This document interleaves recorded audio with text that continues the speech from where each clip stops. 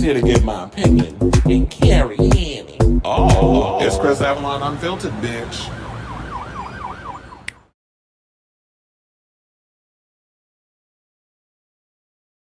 Hey yo, welcome and happy Sunday. It's your boy Chris Avalon, and welcome to a brand new episode of Chris Avalon Unfiltered, the show we basically talk about all things going on in celebrity news, pop culture, hot topics, and sometimes every now and again we'll throw a little politics up in the situation if it warrants itself the slightest way up in the situation. So, um, with all that being said, we have a lot of hot topics and things we're going to be spilling today, including I'm going to give my little review of Ballerina. There's this big controversy because there's an Elseworlds Black Panther story that came out, and Black Panther happens to be white, and people are already running with the mess and saying that they want Ryan Gosling to play Black Panther in Black Panther 3. So we'll talk about that. Plus, we got to talk about Mariah Carey's new single, Type Dangerous, and what my overall thoughts on the song are. We got to talk about the story that dropped yesterday about Jared Leto being accused of assault. I'm not surprised. I'll just say I'm not surprised when this story came out. I was just waiting. It was just a matter of when it was going to come out. But we'll talk about it because I've heard some things. But anyway, we got to talk about, speaking of assault and things, Brit Eady acting like she was violated by Bravo, so she apparently is suing them for $20 million over that mess, the little stunt that Kenya Moore pulled. So yeah, she's suing over that, which basically means she ain't being asked back for the next season of the Housewives of Atlanta. But we'll get into that. Plus, we got someone who's very familiar to the Bravo universe that has been added as a full-time, well, I guess we could say she is full-time, I guess. She getting a diamond, basically, over there at the Housewives of Beverly Hills. So we'll talk about who that may be. We got to talk about Sarah Jessica Parker being clueless because she says she had no idea that and just like that, fans despise Che Diaz. So we got to get into that story. Plus, Wendy Williams' no good ass ex-husband is out here willing to spill all her tea, and apparently he's willing to spill it to none other than that old grifting heifer, Gayle King. So we're going to talk about that. Plus, Ray J is out here running off of his damn mouth while he under the influence of drugs. And y'all sitting up here talking about save Justin Bieber. Y'all need to be trying to save Ray J because now he over here admitting, and I don't even know anybody with some kind of sanity would be out here trying to admit they stuck their dick. And look at me, not even 5 minutes into the show, I'm already cussing. Up in Sexyy Red. So we got to talk about that because he went and spilled that all over the internet. Plus, he's out here tired of y'all saying that he had something to do with the death of Whitney Houston. So we're going to talk about that. Plus, speaking of Justin Bieber, the fans are still wanting him out here to get help because of the recent Instagram posts that he's been putting up and things of that nature. DDG is in his delusion era because he's comparing himself to Michael Jackson. Elon Musk's daughter, Vivian, is clapping back at her father because of his little feud going on with Donald Trump. And we got to talk about the Drag Race episode that it premiered on Friday. It's so much tea coming out regards to that. Mistress Isabel Brooks windmilling hard over on the internet because everybody's dragging her over her behavior. And she's saying that y'all need to stop with the fake backlash and things because she's making good TV. But apparently it's at the expense of other people, and people's not liking the way she's going about making good TV. Because I'll save it for when we get to that part. And then Kerry Colby was over on the Roscoe's review on Friday and was spilling all kinds of behind the scenes tea, including how long they shot their version of the bracket. You know, the 3 episodes, how long it took them to film their whole bracket. So we'll talk about that and a whole lot more. Now, before we get to these topics, if you could please do me a solid, hit that like button. If you are new to the channel, hit that subscribe button and also be sure to smash that notification bell so that way you know when we go live with a brand new episode of Chris Avalon Unfiltered. I will be putting in timestamps for those who come in after the live so that way you can just go right to the clips that y'all want to check out based off the segment instead of having to sit through all the live banter that we do during the live. Okay, so thank you, because that was a mouthful, Chad. A long-ass entrance. Let's get my banner started, and let's get to our first topic, and let's talk about Ballerina. So I actually made well, you can't call it a double feature, because double feature is like one day, and you watch 2 movies, but I did a back-to-back. So Thursday, I went to go see Mission Impossible Final Reckoning, which I actually thought was pretty good. The movie was a bit long. They could have cut it down in certain parts. The plot around the entity got a little convoluted. But overall, I got to give Tom Cruise, whether you like him or not, and you already know how I feel about that damn Scientology. I told you they tried to get my ass when I was living out in LA at one point. I managed to slither my way out of that mess. I don't belong to no cult, not that one or any other one. But I will give it to him that he goes hard with these stunts, and the stunts that he was pulling in with the plane sequence, that was crazy.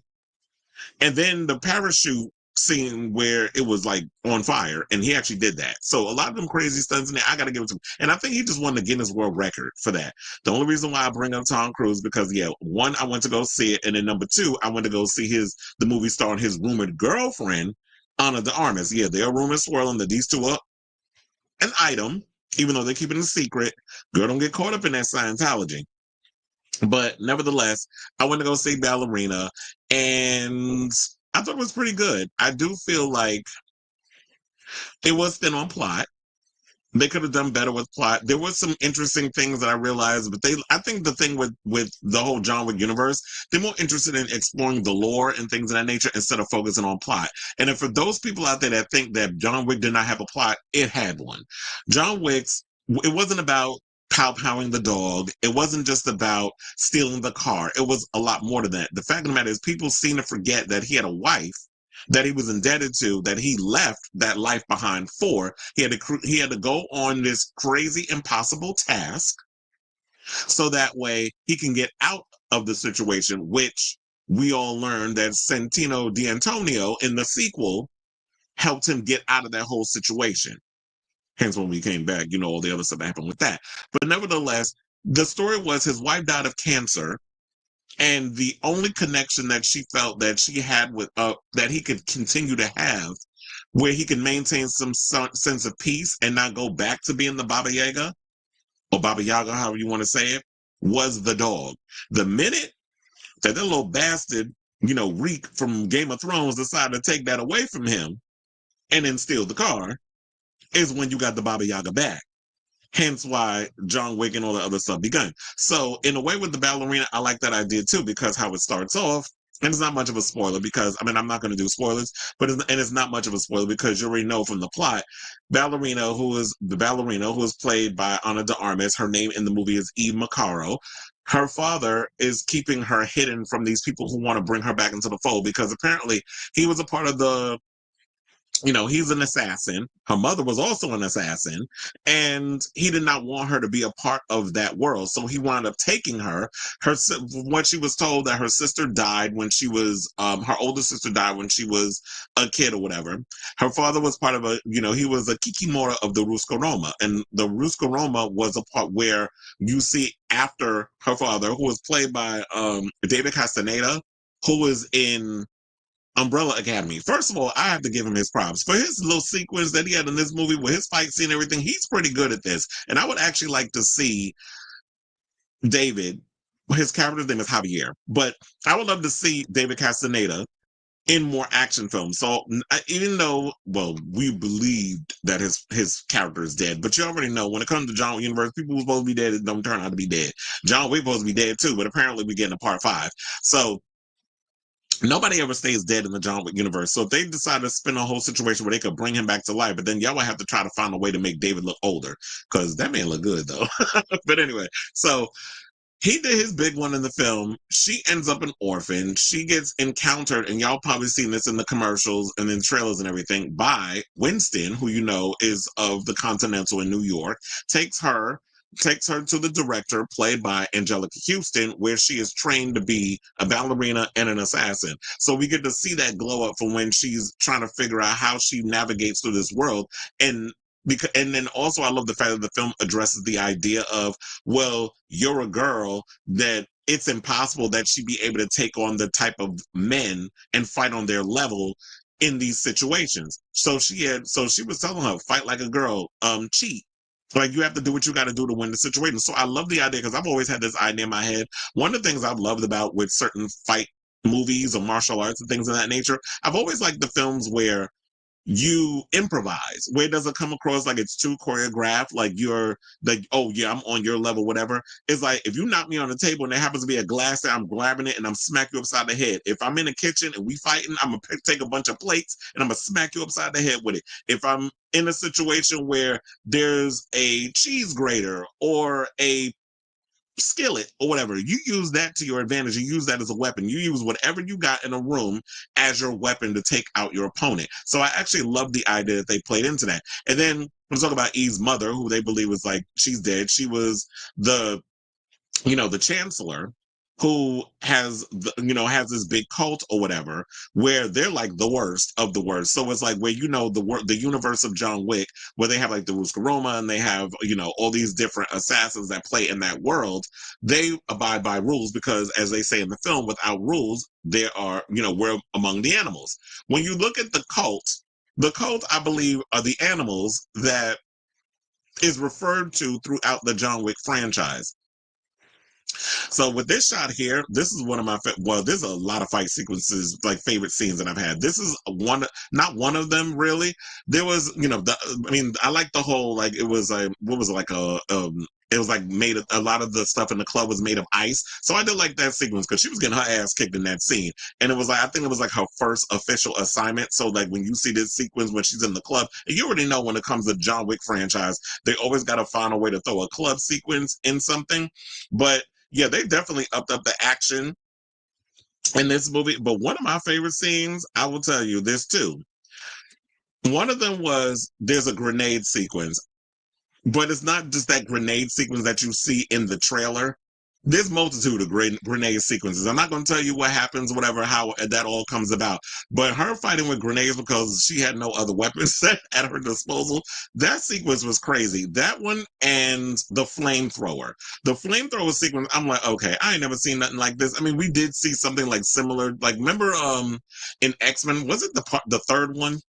Which The Last Stand wasn't really that good. But when it was like Iceman had to fight Pyro, it was giving that because when her flamethrower ran out of propane, when she ran out of enough of the stuff to keep the flames coming out, she had to resort. She had to improvise. So she came across a water hose. So you got one dude that she's fighting going at it with a flamethrower, and she's going at him with a water hose. So I pretty much thought that was a pretty cool scene. So yeah, so it takes, like, you see 12 years later, she's fully trained, all the other stuff. I definitely liked it. Then she's trying to find these people because during one of the kills, after there was one, I won't tell you like how it happens or whatever, because I definitely want a lot of people to go see this movie. I already heard that the movie was expected to do 30 to 35. I heard that opening weekend it's 25, so it's not really performing all that well.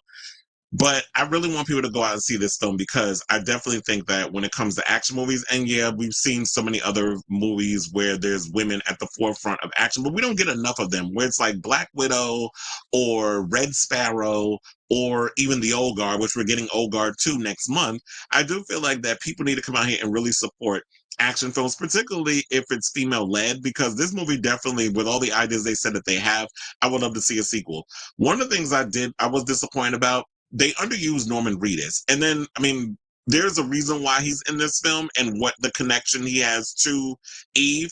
But one of the things I didn't like was that, yeah, it did feel underused. And he felt underused. But then I've heard Len Wiseman say, oh, yeah, I got an idea to use him for the sequel, blah, blah, blah, blah, blah. And I'm like, okay, that's cool.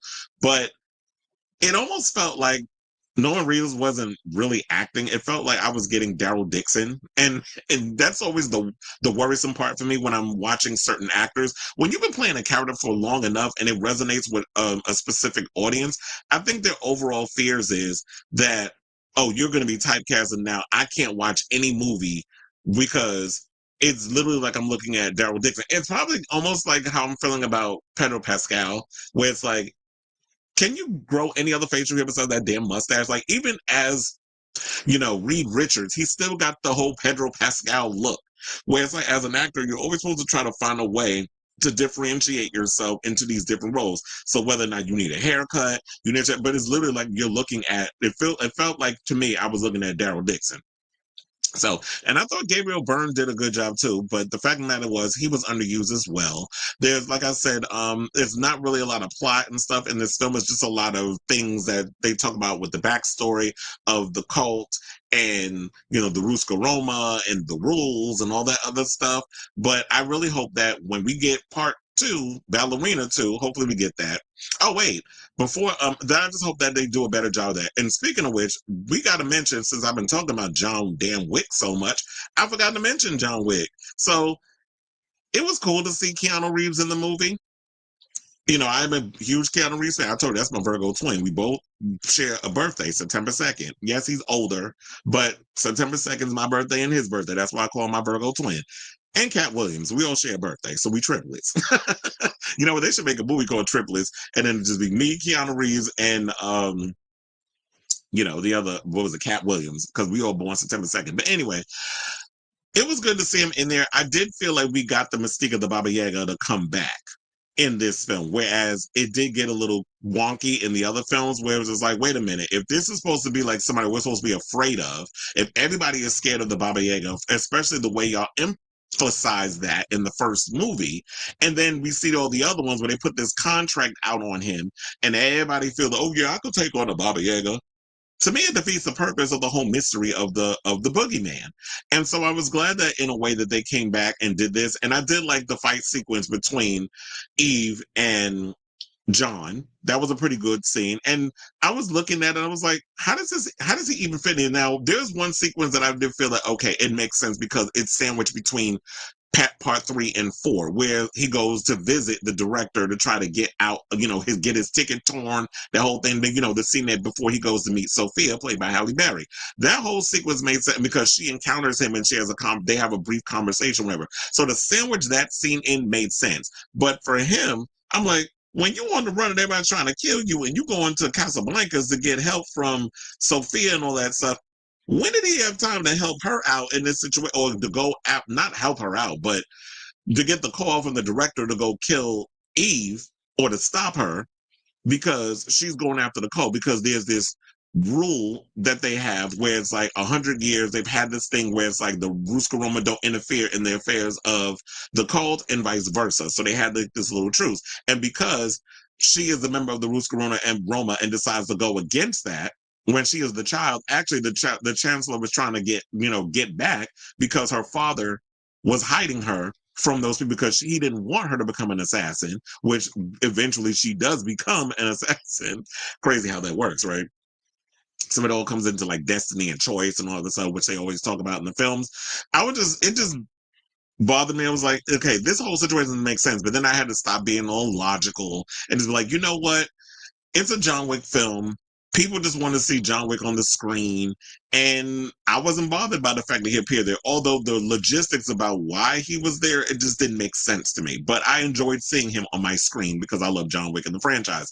So I'm just hoping that this film does, I mean, maybe it'll do like the original John Wick. Remember, John Wick, the first John Wick didn't really do all that well in the beginning either. I think it was word of mouth that helped the movie get to where it needed to get. And with that being said, the film became a big box office success. I think it was because it was it was in the theaters, and then when it came on home video and stuff, a lot of people ended up watching it, and the film became a big hit. Hence why we got part 2 and part 3. So I'm hoping that this does the same. Now, do I want Len Wiseman to come back and direct it? That is up for debate. I don't know if necessarily I would want him to kind of come back in because Len Wiseman, no shade, is not a good director. Yeah, I like Underworld. I like Underworld Evolution. I like Live Free or Die Hard.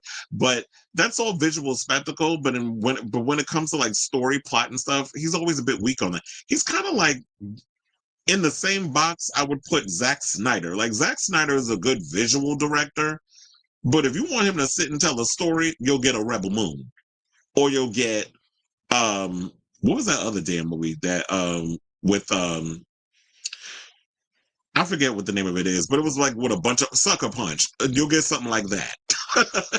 But when he directs movies that he didn't write, like Dawn of the Dead and 300, that works. So I say all this to say, go see this film if you have any time. If you're looking for a plot, you're definitely not going to get that with this movie. But if you're an action junkie like me and you want to see a lot of people kicking butt and cool fight sequences and car chases and things and people getting blown up, definitely go check out Ballerina in the next couple of days. But yeah, it's not, I think that it's getting its butt kicked to the box office simply because we have an animated movie out that's killing everything at the damn box office. So when you got movies going up against like family entertainment, it's always hard to kind of like play into that and beat that. So yeah, go see the film. I had a good time. I'm going to try to see it again fairly soon, but then who knows? You already know how Hollywood is. They tend to put things out, it's out this week, then 3 weeks later it's already on digital. They killing themselves in the box office. So if you have seen Ballerina, let me know what your overall thoughts are on it. And if you haven't seen Ballerina, are you interested in going to see the film? Whatever your thoughts are on this story, let me know in the comments down below. Cleveland says, "Hola, Chris and Guess. Happy Sunday. How was?" Oh, there was a whole conversation I was having earlier about that concert. But since you asked, let me tell you.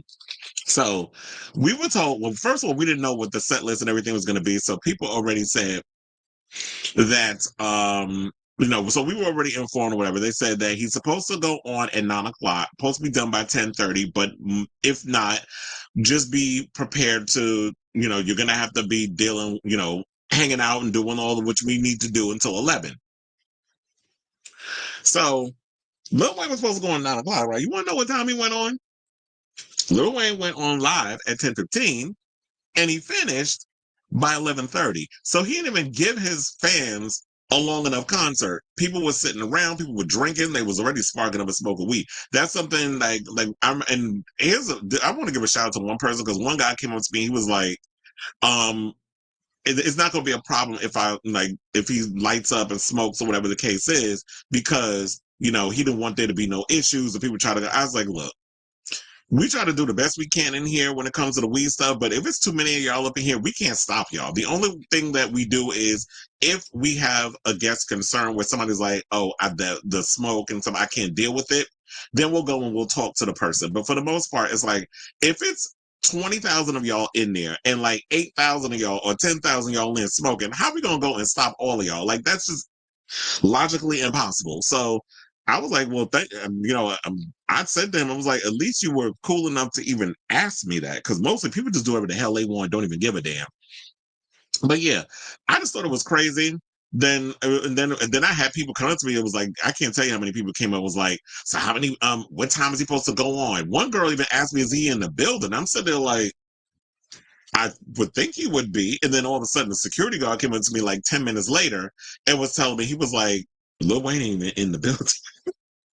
He was like, but yeah, he's supposed to be going on around 10:30 and all this other stuff. And I'm sitting there like, what? And I said, I literally had somebody come up to me and ask me that. I said, so did they hear something? Like, did the fans hear something that was going on and didn't think he was in the building? But nevertheless, when he did go live, it was cool. Whatever. He threw in a little guitar or whatever. I'm like, I don't even know if he played it. But I don't understand a lot of y'all. If y'all are supposed to be guitarists, I need y'all to actually get up on stage and strum a guitar for me to know y'all actually know how to play it and stop using it as a damn prop. So yeah, he got up there. He performed. He had like a little choir behind him on his levitated stage behind him that had like the Roman numeral 6 on it. So the choir stood on that, and then he did a couple of songs. But I feel like he did a medley where it was just like a medley of his songs. But it's maybe it is shade on the fans, because I did see one post where somebody said, let me see if I still got it, where they was talking about Wheezy. And they said something or another. Oh, yeah, I do got it. Thank God I didn't delete it.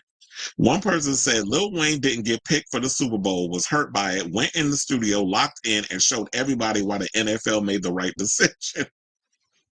And Torre was like, Lil Wayne's album is so bad that there needs to be an investigation and maybe some arrests and indictments for crimes against my ears and for disappointing the culture. And you want to know something? Torre is not BSing, because I noticed when he started playing the new music, people went on bathroom breaks, people sat down, and people went off to get drinks or whatever the case it was. So that was like the refill moment. And I'm sitting there, I tell you, I sit and I watch people. It's like, yeah, I'm engaged and I'm locked into the concert and stuff, but also my job is to observe what's going on in the room. I can't just be sitting there like watching the whole show. I gotta be watching to make sure people ain't doing dumb shit. So that's basically what my whole job is. I'm like a babysitter, but I get paid lovely to do it. So there's no complaints in that. But yeah, it was like I'm like, did he even do an album? Like, one girl came up to me, was like, when is this over? I was like, when he was like literally in the midst of saying thank you. But then again, he said thank you after every damn song. And I was sitting there like, sir, what the hell? What are you doing? Like, this is going to piss a lot of people off. And don't get me wrong, the place was sold out.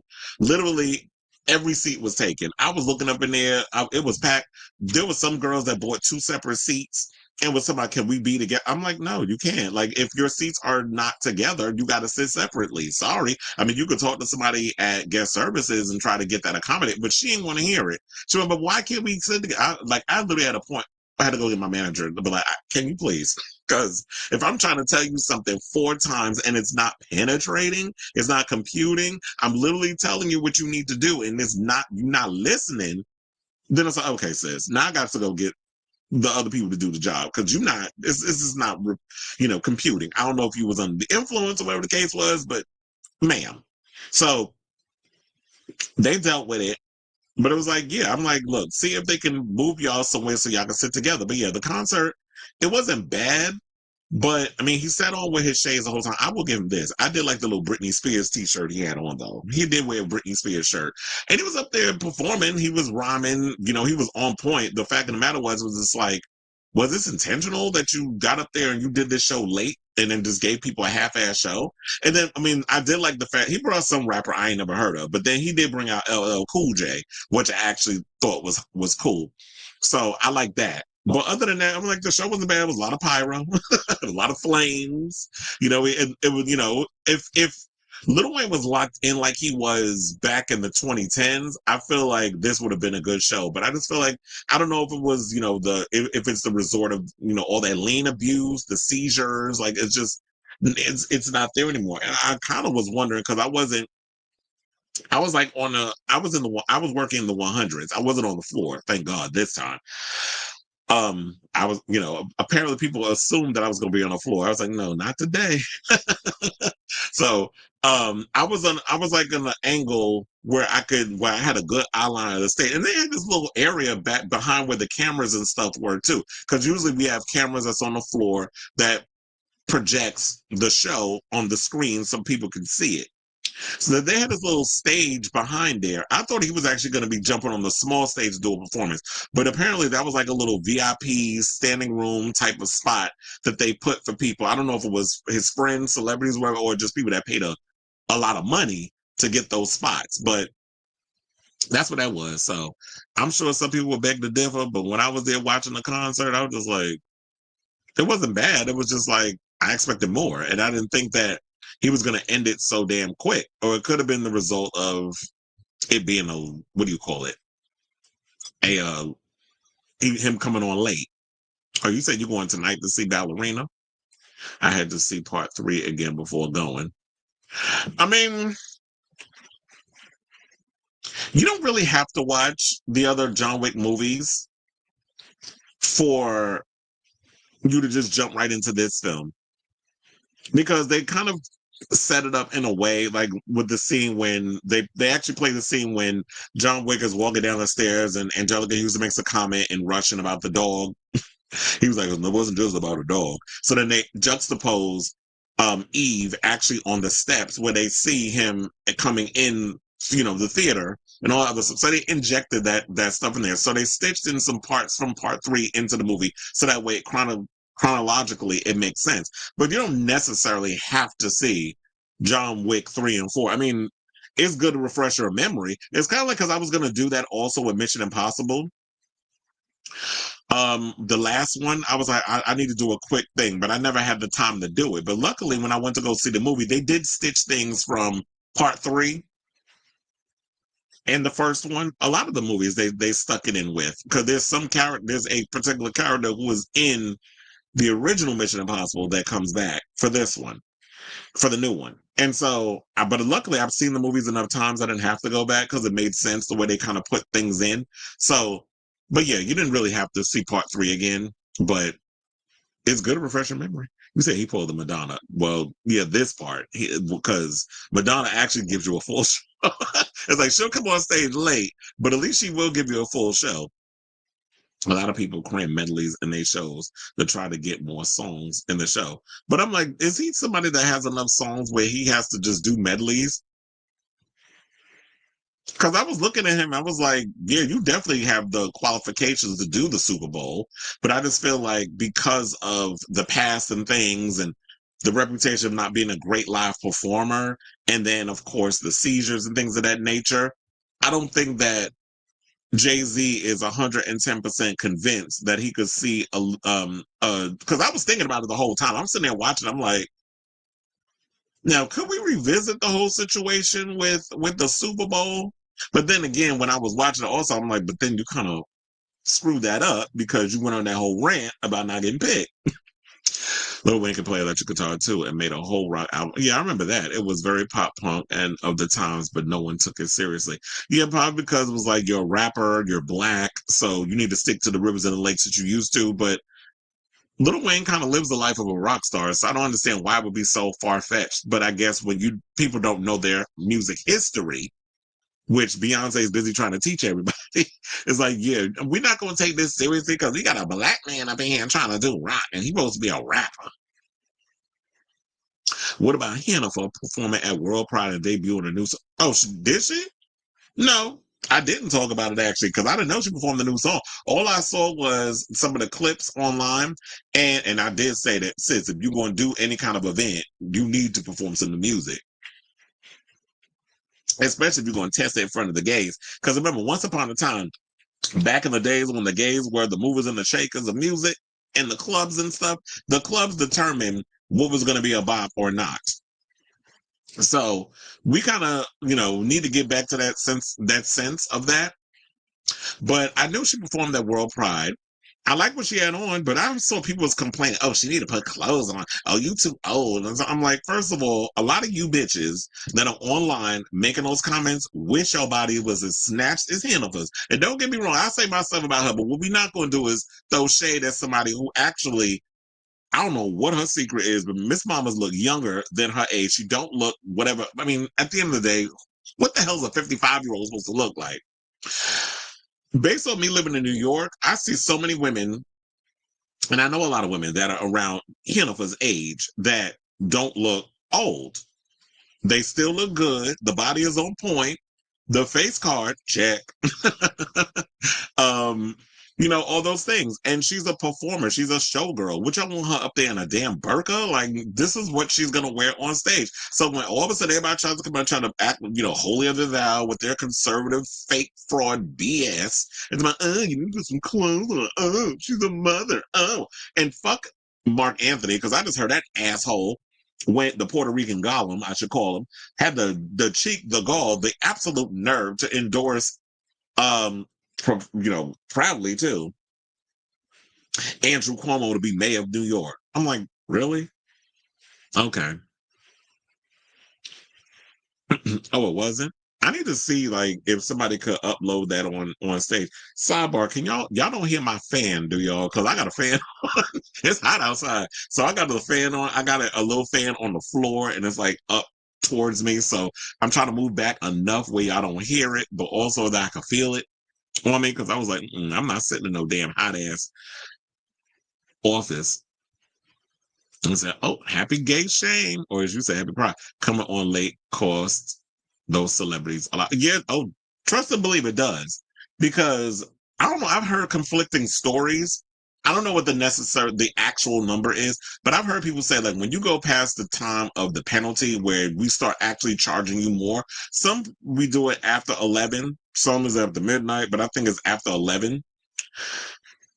I've heard that they have to pay 200 grand a minute long. Every minute that they're on stage, it's $200,000. That's what I've been told, but I don't necessarily. But I have to get the exact because I've been hearing so many conflicting numbers and so many conflicting stories with so many different people that it's like I don't know what to believe. But if y'all saying 200K a minute, I'm like, first of all, that is crazy that y'all would be willing to be paying all that extra money. But you can just get your ass up on that stage and do your performance. And I'm starting to notice more people don't like being out late. I cannot tell you how many people be like, oh, it's past my bedtime. Oh, it's getting late. Oh, I'm ready to go. Like literally by 11 o'clock, people ready to go home. So I understand like some of these celebrities like a Madonna are still in their whole mindset of I'm a club girl and I like being out till 3, 4 o'clock in the morning. But it's like, sis, Everybody else be like, it's 9, 10 o'clock. I'm tired. I'm ready to go. I don't particularly like being out here in these streets partying and drinking and doing all the other mess. I don't want to be doing it. And don't even get me started on the Post Malone concert. I had so many people. One person cracked their head open. Another person, people was too damn drunk. They getting kicked out. And one of the guys was like, "That don't make no sense, y'all. I mean, Post Malone's not even that type of artist where y'all need to be up in here all messed up on drugs and stuff. Even though he was drinking a lot that night, I was wondering what was in that damn cup that he had on." And then he spark went up on stage. So I was like, is that a cigarette or was that weed? I couldn't tell from where I was. But yeah, it's just like, I think it was a lot of the younger people. A lot of young people, when they out with their friends, they don't know how to act. So they got to mix drinks and those other shit. And it's like, you don't need to be doing that. But then again, look, I was that age once. I used to mix my drinks. I used to drink on an empty stomach, which is the worst thing you could do. So it's like, if you have a specific drink, if you're drinking vodka, stick with vodka the whole night. Don't do light and dark. You don't mix that. Don't eat. Don't drink on an empty stomach. You need to line your stomach up with bread, something to sop up that liquor. Like, people need to learn the rules and the regulations of what you do with alcohol.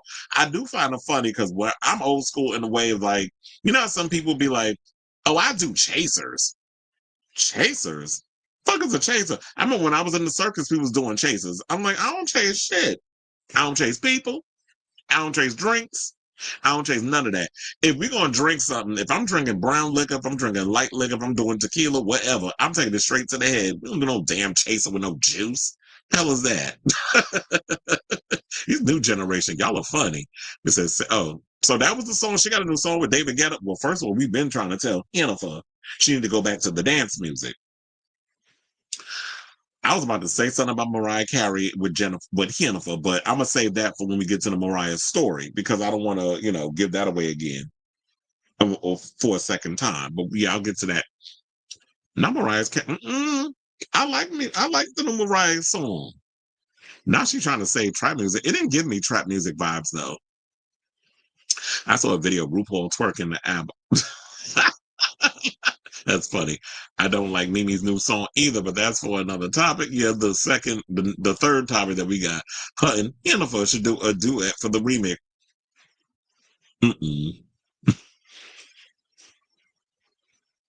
Look, there's something to be said about the whole Mariah Jennifer. What do you call it? Comparisons. Yeah, we'll get to that when we get around to that story. But before we get to that, so let's get to the story we had before that one. So let's get to this controversy. So apparently there is a comic book that has come out, an Elseworlds comic, and it's got everybody in an uproar, or mixed reviews, I should say, that Marvel Comics has a Black Panther who turns out to be a white man. I wanted to say like Wendy Williams. Now it should be like white man. And based off of this, now you have people out here who are literally trying to say that they want, I was like, do I even have the damn picture? Hold on. Oh, that they basically said that they want Ryan Gosling to play this character. And I'm sitting there like, have y'all lost your damn mind? Wait a minute, I don't have the photo. I thought I had it in here the whole time, Chair, because I can't find it.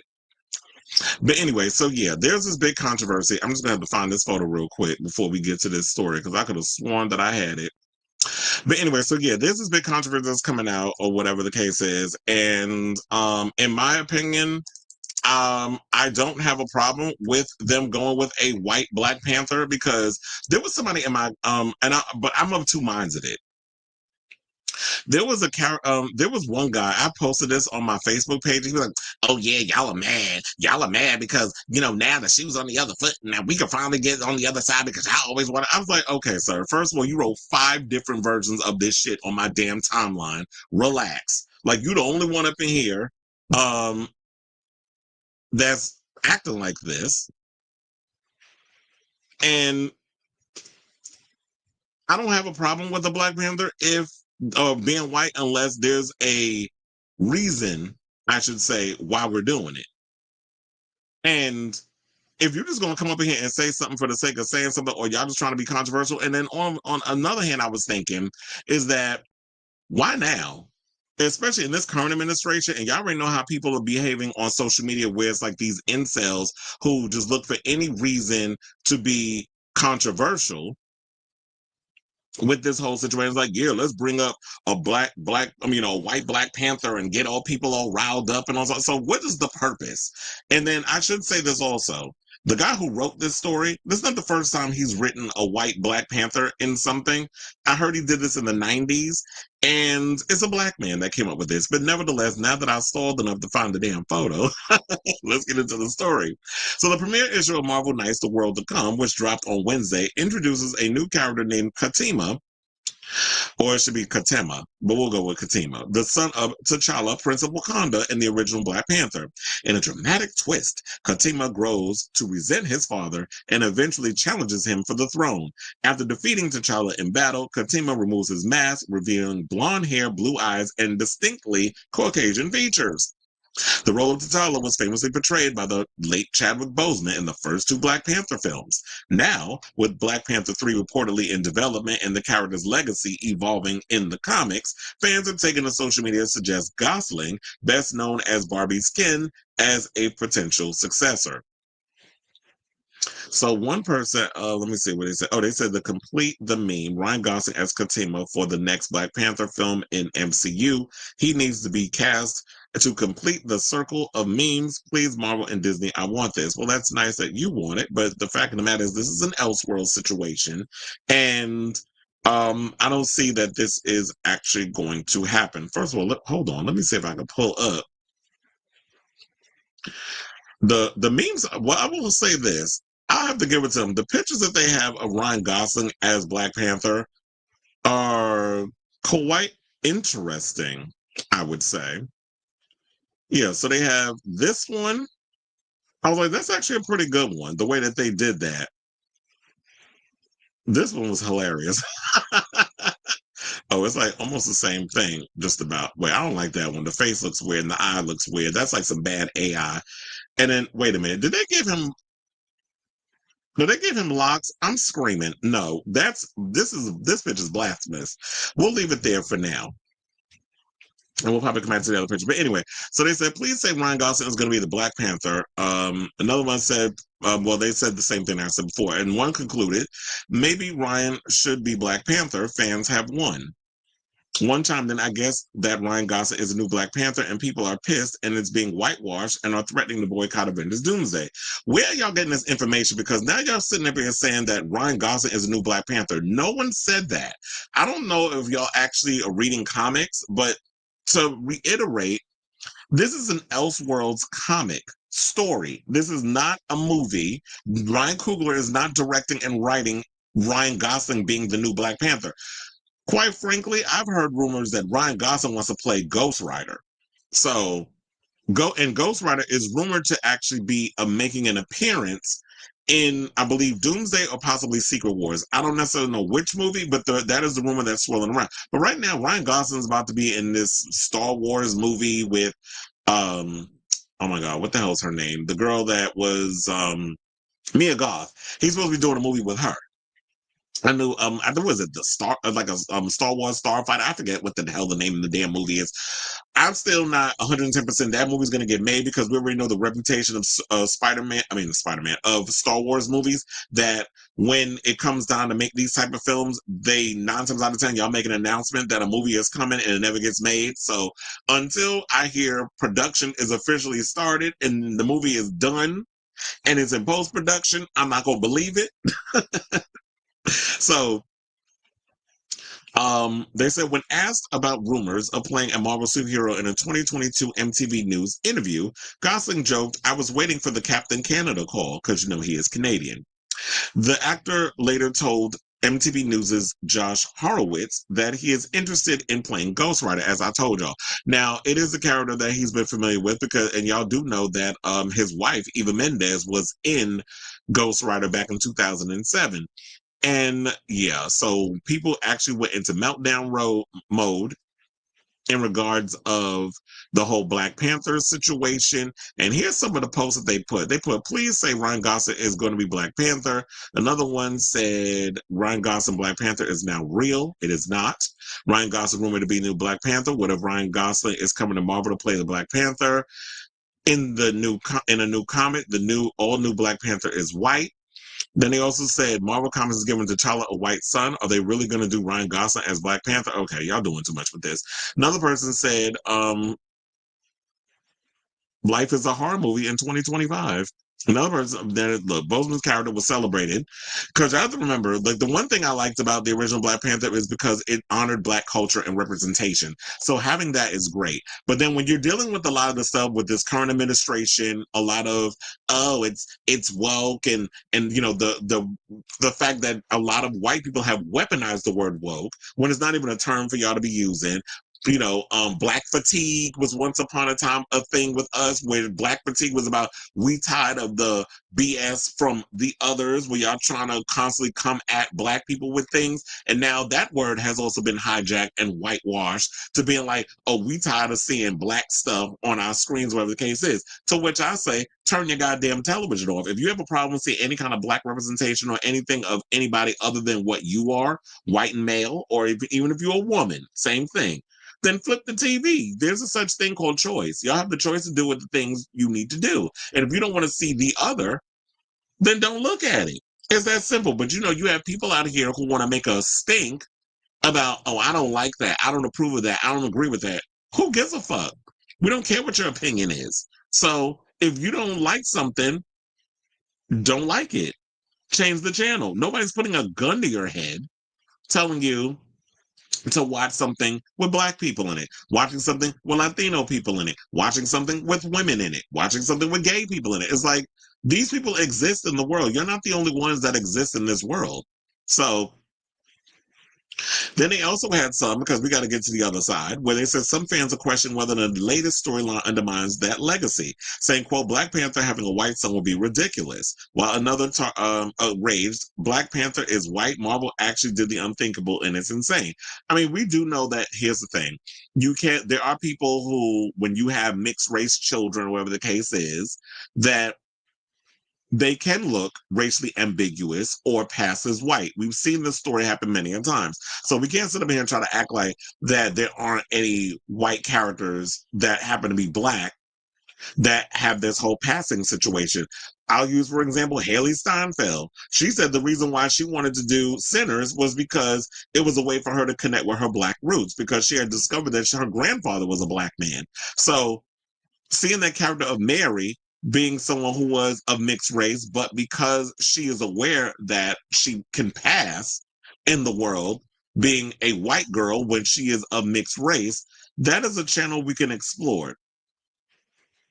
When you look at Wentworth Miller, a lot of people didn't know he was also, you know, he's half Black. So there's a lot of people out here where it's possible you can explore that character. And so I wouldn't be annoyed with them doing it in a comic. If they want to explore it in the Elseworlds movie, y'all can do that. But I need to understand what the end game is. What is the end goal? What is the purpose of you doing all of this? Oh, let's swap him out. Because what it does, and in my opinion, I feel like it gives catnip to the incels who want to go and say, see, when y'all want to go and turn our characters that started out being written as white and give them a whole nother race or whatever the case is. When you want to make Namor Mexican, or you want to make this character who started as white as having a Black person play them, or whatever the case is. When y'all want to swap, like Nick Fury, I don't believe he wasn't a Black man. What is it? Didn't David Hasselhoff play Nick Fury? So like, but then you have to look at the times. It's like when the lack of representation is there, that is why they do the swapping. White people, y'all got enough characters that y'all can pull from. So so that's another thing too. So if you're not trying to understand the situation, I always feel like it's relatively weird to me that that would be the thing that they would go for. So to wrap all this up, because I was thinking I wanted to play I don't want to read any more of the tweets or whatever, because I felt like even with what I said, Well, they said the world to come issue kicks off with T'Challa's death, but the real twist comes as the story rewinds to reveal how he got there. After the death of his wife, Storm, but yeah, that was another thing too that people was mad about. They killed off Storm in a race war. I'm like, what? Of all the things you gonna kill Storm off for, is that? They said, yeah, T'Challa attempts to preserve his legacy by fathering a child with Lynn, one of his earliest love interests in the comics. Now, is Lynn a white woman?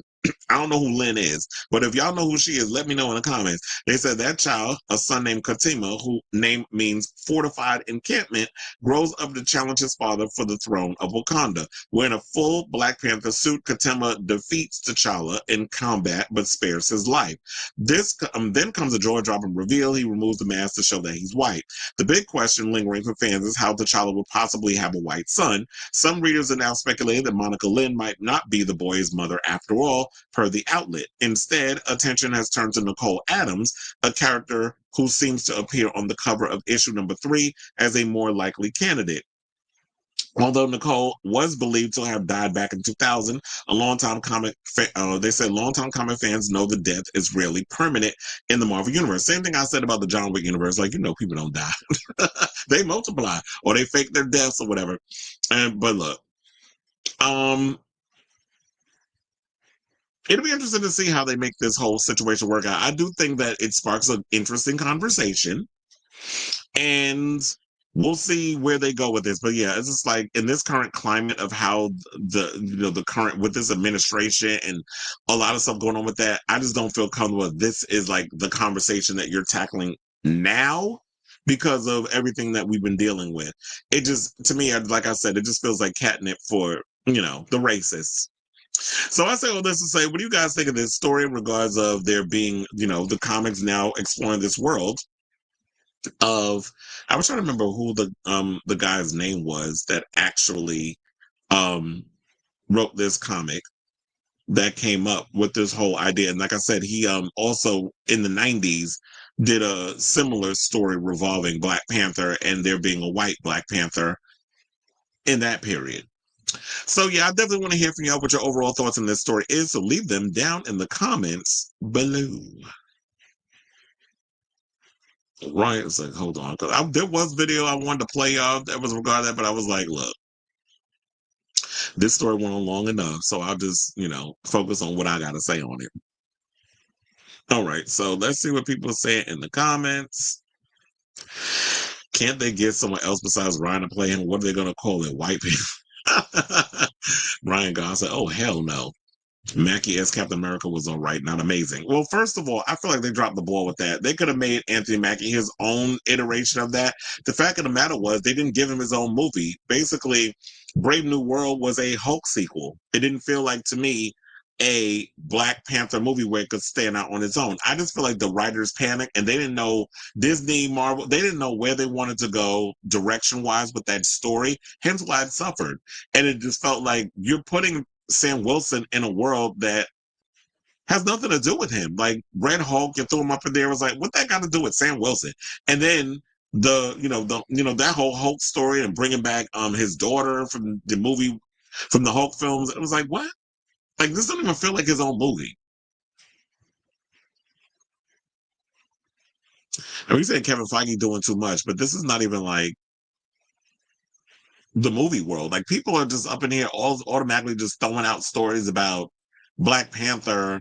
Ryan Gosling cast him, and it's just like this is an Elseworlds comic. It's a comic book. It's not the movie. So when people are running up in here saying, "Well, cast him in the movie," it's like, pump your brakes. This is a comic. This is a story that they do Elseworld stories where they make certain characters, where certain characters come out of the closet, or there's certain characters that are, they race swap. They always do all those things to get people interested in talking about the whole comic thing. But yeah, well, I don't think we're getting Kang back. I hope not, because the symbolism and impact will have a negative message of non-blacks invading black space. Child, don't even get me started, because it was like you getting the whole conversation about Elon Musk, apartheid, and all that other mess. So if that's where they trying to go, they already have stories of colonialism of black spaces.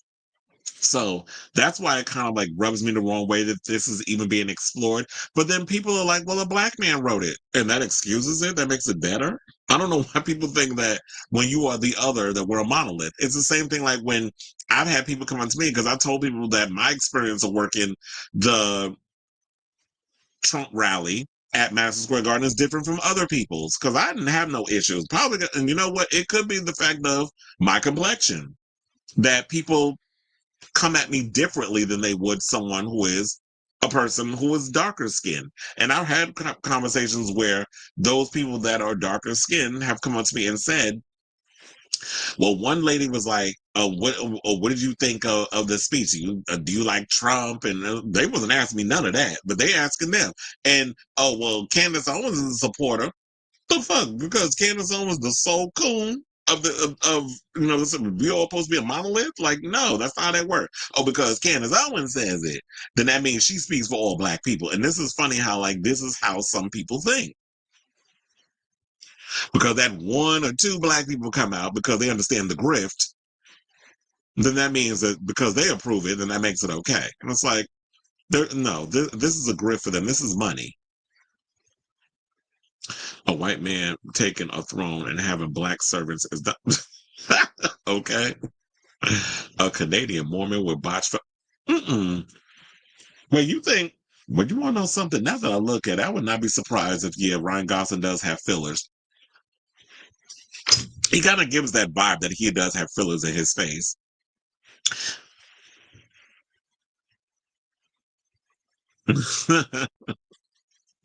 I was like, Brown Bunny always going to come with the shade.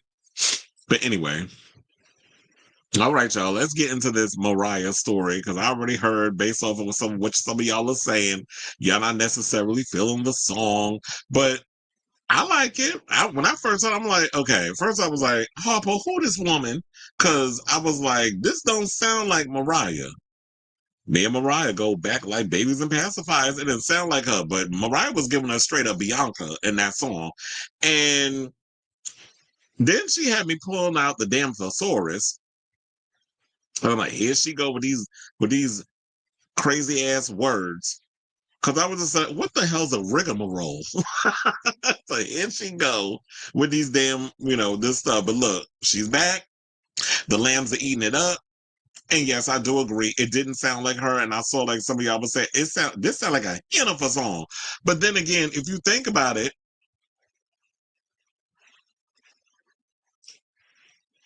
remember once upon a time, this was a Mariah sound.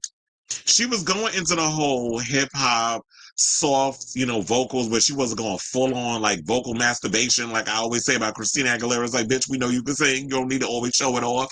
And Mariah's getting at that age where her voice is not where it used to be. Because I've heard y'all say up in here saying Mariah be sounding the best sometimes. This is not my words. This is what some of the people be saying. And I am the people's host. So when a lot of people complain about that stuff, now you go in and Mariah is just like, you know what, I just want to have a little fun. And I was sitting there too. Like, I hope with this album, she's not out here. You don't need to prove nothing. You have a long, extensive catalog. Just get out here, channel in Miss Bianca from back in the day, and have a little fun with it. And it seems like she's having fun to the point where vocally it don't even sound like her on this song. And yeah, a lot of people saying like, oh yes, like it sounds like Jennifer Lopez, and she's giving Jennifer Lopez vibes and stuff. And I'm like, remember, this was a sound that she came up with before Tommy Mottola was trying to be a mess and basically was sabotaging. So he went in and like some of the samples she wanted to use in Clear, he would actually go and get those samples. And he actually got Jennifer in the studio with Murder Inc. And Irv got him, and he rest in peace and all other stuff. And they started working on giving that whole vibe and that whole sound to Jennifer Lopez. So no shade, I definitely could see like why people would think that this do sound like a song that J-Lo could actually do in the studio. And I'm sure Jennifer heard this song and gagged because like, damn, this would have been a good song that I could have gotten my vocals on. But you already know Mariah's that bitch. And I didn't even know she was doing a lot of promotion and stuff around this song too, because I was over on the gram and I was looking at some of the stories and stuff. But yeah, Mariah was on Ryan Seacrest. She went on Big Boy Show. She's been promoting the hell out of this song.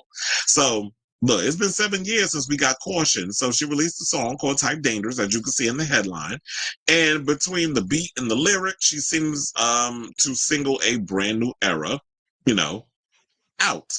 Now fans are losing it in the best way possible to the song. Her Instagram comments are filled with praise and fire emojis. One saying she's coming for the whole rap game with this track.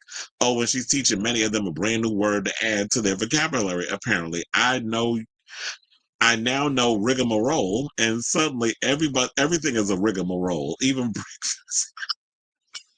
When I first heard that word, I'm like, what in the rigmarole is going on? Like, what is she talking? Rigor who? Rigor what? Rigor who? So, shout out to Jay-Z for Jigga what? So I'm like, Rigor who? Rigor what? Rigor Morris? No, it's rigmarole. I'm like, girl, I wonder if she actually looked up that word before she used it. So let me try to go up in the thesaurus and try to find the craziest word that I can throw up in here and use it in a sentence. And then one person said, who would turn down a vocab lesson like that? And then it said, the new single comes as a surprise for many fans since Carey has spent the last several weeks celebrating the 20th anniversary of her Emancipation of Mimi album. But now she's switching gears and making a major comeback. Carey first started teasing Type Dangerous earlier this week when she posted a short clip on social media that showed her sitting in the car listening to her song It's Like That before switching to a new, previously unheard track, which, of course, got the children gagging over the fact that she was doing that. So, um,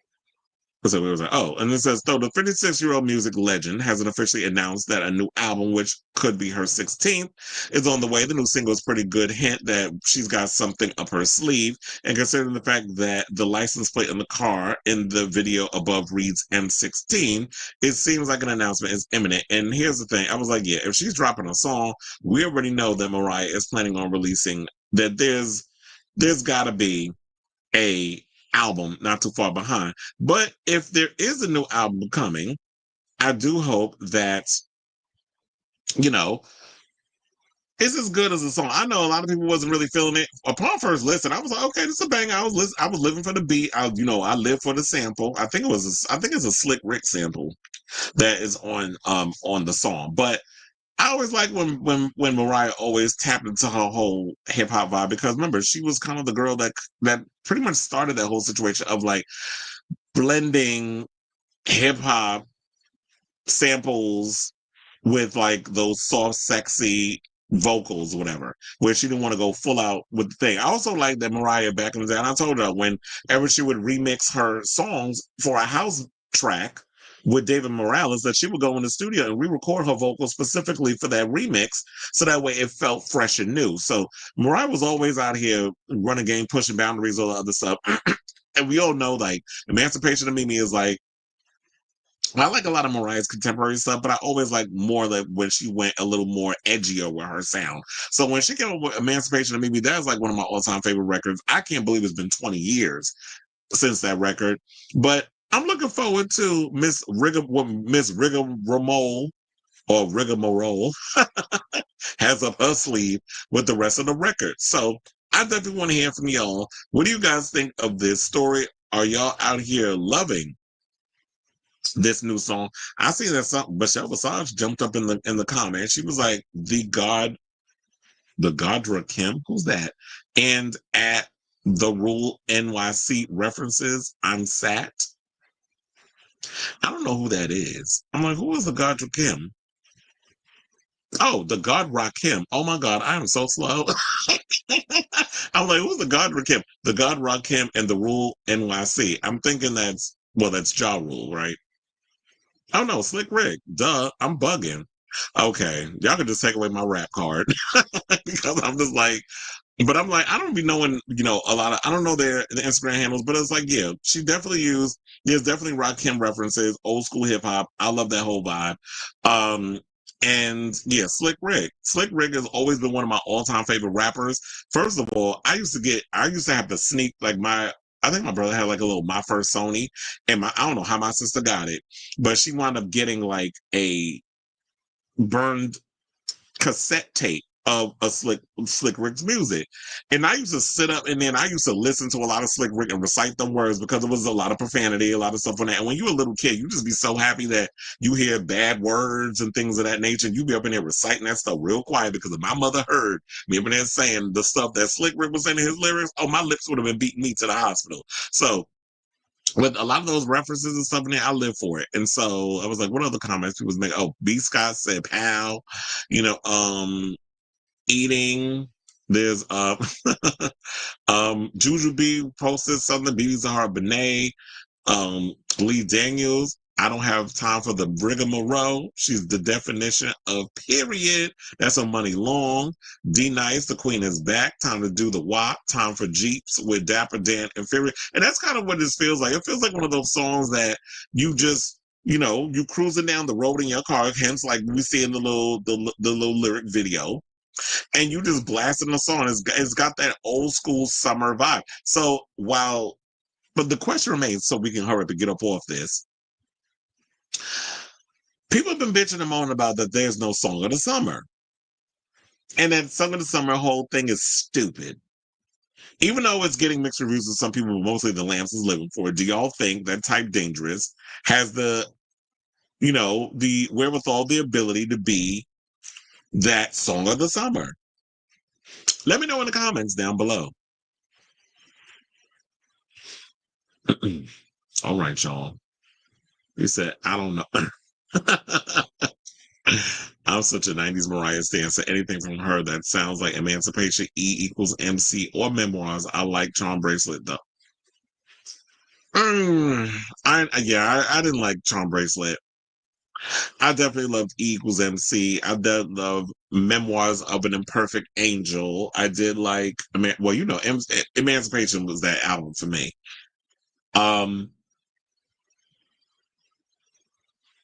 I liked Rainbow. Like some of the songs on Rainbow. Bought that CD. But I have a lot of Mariah. So even if I didn't particularly like Mariah Carey's albums, first of all, how I got introduced to Mariah, it was my teacher, Mr. Lightfoot, who I heard named his son after me. That was what I was always told. But he made me a cassette tape of her debut album. And I remember I went home. I was like, you trying to tell me something? Like, you knew I was a homosexual before I even knew? Because you went and made me that record. You made me a copy of Mariah Carey's debut album. And I remember I wore that damn cassette out. Butterfly is my third favorite album. I do love that album too. I was like, look, we all stand Mariah. And I love somebody who was just like, she always got a good comeback too. Mariah can read. I don't know if it's, just because she's a New Yorker or it's the fact that she's been around a lot of gays. So yeah, there's that. All right, so I guess we can move on from all the good news that we was doing so far. Let's get into this mess. So let's talk about Jared Leto, because apparently this man is being accused of sexual impropriety. There were 9 women who apparently came forward yesterday and said that he's been accused of inappropriate conduct, which is not far-fetched for me to believe, because there's always been like these weird stories about Jared Leto that has been floating around the industry, where he likes to play pranks and do all these other things. He's a little out there where the buses don't run. So if these type of accusations is coming out, you want to know something? I would not be surprised if this is true. So I'm going to say allegedly, before we get into this story. So on Saturday, June 7th, Airmail published a story following interviews from 9 women who claimed that the 53-year-old actor, first of all, he must be bathing in the blood of children, because this man does not look 53, and musician behaved inappropriately toward them, some while they were underage. The women allege a long-standing pattern of such behavior, saying, quote, "It's been an open secret for a long time," and end quote, an anonymous woman told the outlet. Among the allegations, Leto was accused of asking sexual questions to a 16-year-old girl, walking out of a room nude in front of a 17-year-old girl, and exposing himself and playing with Lil Jared before putting an 18-year-old hands on him. In a statement to Airmail, a rep for the 30 Seconds to Mars band member expressly denied all allegations. A representative for Leto did not immediately respond to people's requests for comment. Among the allegations featured in the report, Laura LaRue, a model who was 16 in 2008, recalled meeting Jared at a animal rights benefit that year and connecting with him over email before he invited her to his studio. She visited the studio in April of 2009 and recalled him allegedly flirting with her while there. A representative for Leto told Airmail that communications contained nothing sexual or inappropriate, and that LaRue later applied to work at Mr. Leto's as his personal assistant, further underscoring the absence of anything inappropriate in any of their interactions. LaRue, however, denied that she applied for the position. She also alleged for Airmail that Leto walked out of the room nude like it was normal on one occasion when she was 17. I thought maybe that this was just what adult men do. Well, no, adult men don't just walk out of rooms butt naked. I mean, I wouldn't mind seeing Jared Leto walk out of a room butt naked. Maybe I shouldn't joke saying this stuff because I'm like, look, Jared Leto was a cutie, but he ain't trying to go after me. He's going after underage girls. So if you out here doing that mess, then it's like, sir, you are a mess. But no, that's not a normal thing. All jokes aside, what men do. I just had to crack. I didn't have to crack it. I don't know. See, this is why sometimes my brain just needs to stop before the stuff comes out of my mouth. But anyway, let's get back to this thing. So, one woman claimed that she was 16 years old in 2008 when Leto approached her at Earth Cafe in Los Angeles and got her number. She said that days later, Leto called her home in the middle of the night and with the weirdest, grossest voice, adding that she didn't know if he was on drugs. He kind of looked like he on drugs in this picture I got showing. A rep for the actor told Airmail that Leto has not had a drink or used drugs in over 35 years. And he's 53. Wait, 52, 53? So yeah, that's a long time. They say he hasn't taken drugs. And then maybe that's why he looks so young. Because he ain't doing them drugs. He ain't out here looking old like Justin Bieber. And Justin ain't even in his ain't even 35 yet. The woman alleged that after she turned down an invitation to attend a party, Leto would continue to call her in the early mornings over the span of 3 weeks. And said, quote, and the conversations turned sexual, she claimed. He'd ask things like, have you ever had a boyfriend? Have you ever sucked a dick? End quote. She added, he's changed. His voice, the way he talks, it scared me. That was the first time I thought, oh my God, that's not just in movies. Well, so y'all pretty much trying to say that, yeah, he's not really acting, that he really is a damn weirdo. That he be out here doing like these weird voices, like Tony in The Shining. Hello, Mrs. Torrance. I wonder if he talks like that when he gets on the phone with these young girls. I do wonder if he's like weird in that way. So yeah, she said that the woman's mother said she overheard a phone call and could confirm her story per airmail. And some people will be like, "Oh, well, it's your mother. Of course she's going to come to your, defense." Another woman who claimed she was underage when she began texting Leto alleged that the actor would ask her uncomfortable questions during visits to his home, and that during one visit when she was 18, he suddenly pulled his penis out and started playing with little Jared. Saying, quote, then he walked over, grabbed my hand, and put it on him, the woman alleged per airmail. He leaned in and said, I want you to spit on it. Elsewhere in the report from Airmail, one woman alleged that, damn, you're not into lube? But then again, if you sucking D, don't nobody want to be sucking on lube. Your spit is your lube. Now, elsewhere in the report, as I said from Airmail, one woman alleged that she was definitely not the youngest person there while attending one of Leto's parties at his home in the 2000s when she was 18. Per the outlet, she also alleged that the focus of the party appeared to be getting girls to skinny dip. A rep for Leto told Airmail that there was nothing. Damn, this representative got a lot to say. But shout out to you. You got to do what you got to do. You got to make your money's worth. So it makes sense that the rep would be coming in trying to windmill for their client. A rep for Leto told Airmail that there was never any recruiting complaints or impropriety. Nightlife promoter Brent Bolthouse, who organized multiple parties at Leto's home, told the outlet he never saw anyone skinny dipping. Now, this is some Hollywood stuff, because I'm like, I did not know that you actually hire, or is this like a thing, or I don't know. I never thought that there'd be nightlife promoters who actually are chosen to put together a party at someone's house. But I guess that makes it easier because then you don't have to, if you don't have time to put things together, you hire people like a party planner or stuff of that nature to help organize everything and put everything together. Because I can't just be putting out a whole email blast being like, okay, I'm having a party. I want y'all to come to my house. Hit send. Like, you just have people do it for you. So they said that Airmail reported the story surrounding Leto's alleged inappropriate behavior surfaced last month when DJ Alleges, I think is how you say their name, reposted a Facebook status in 2012 on her Instagram stories, writing that she was assaulted and traumatized by this creep when I was 17. A rep for Leto told the outlet that her allegations are demonstrably false. So this is crazy. This is a lot. I don't necessarily know what to think or believe because I wasn't there. But yeah, if someone who was out there, if you were assaulted, then this is something that, you know, he's going to have to deal with. Now, he's got a couple of movies coming out. One of them I definitely want to see. And I'm hoping that this doesn't affect the film. He's got Tron Ares coming out. And I am a Tron fan. I'm not a Jared Leto fan. I'm gonna tell you all that. Jared irritates me.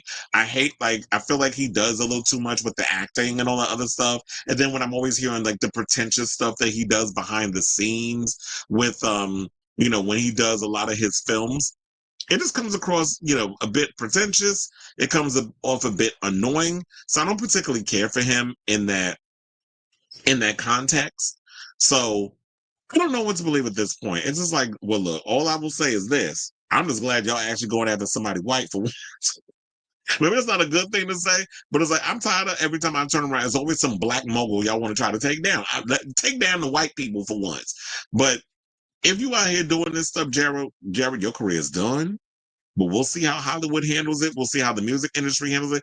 If the music industry really cares, because nobody's really checking for 30 seconds from Mars like that. I mean, maybe the touring world, it'd be something different, but musically, ain't nobody checking for his music in that way. He's got his little audience for that. As far as like the movies go, we'll see. And we'll see if it affects, as I said, Tron Ares, because that's supposed to be coming out in November of this year. So I'm gonna still go see that movie, whether or not he's in it, because like I said, I'm a Tron fan. But yeah, I'll let you guys know what's going on with this story as it develops. But in the meantime, I definitely want to hear from you all. What do you guys think of this story? Do you believe this story about Jared Leto going around that he's out here being inappropriate with underage girls?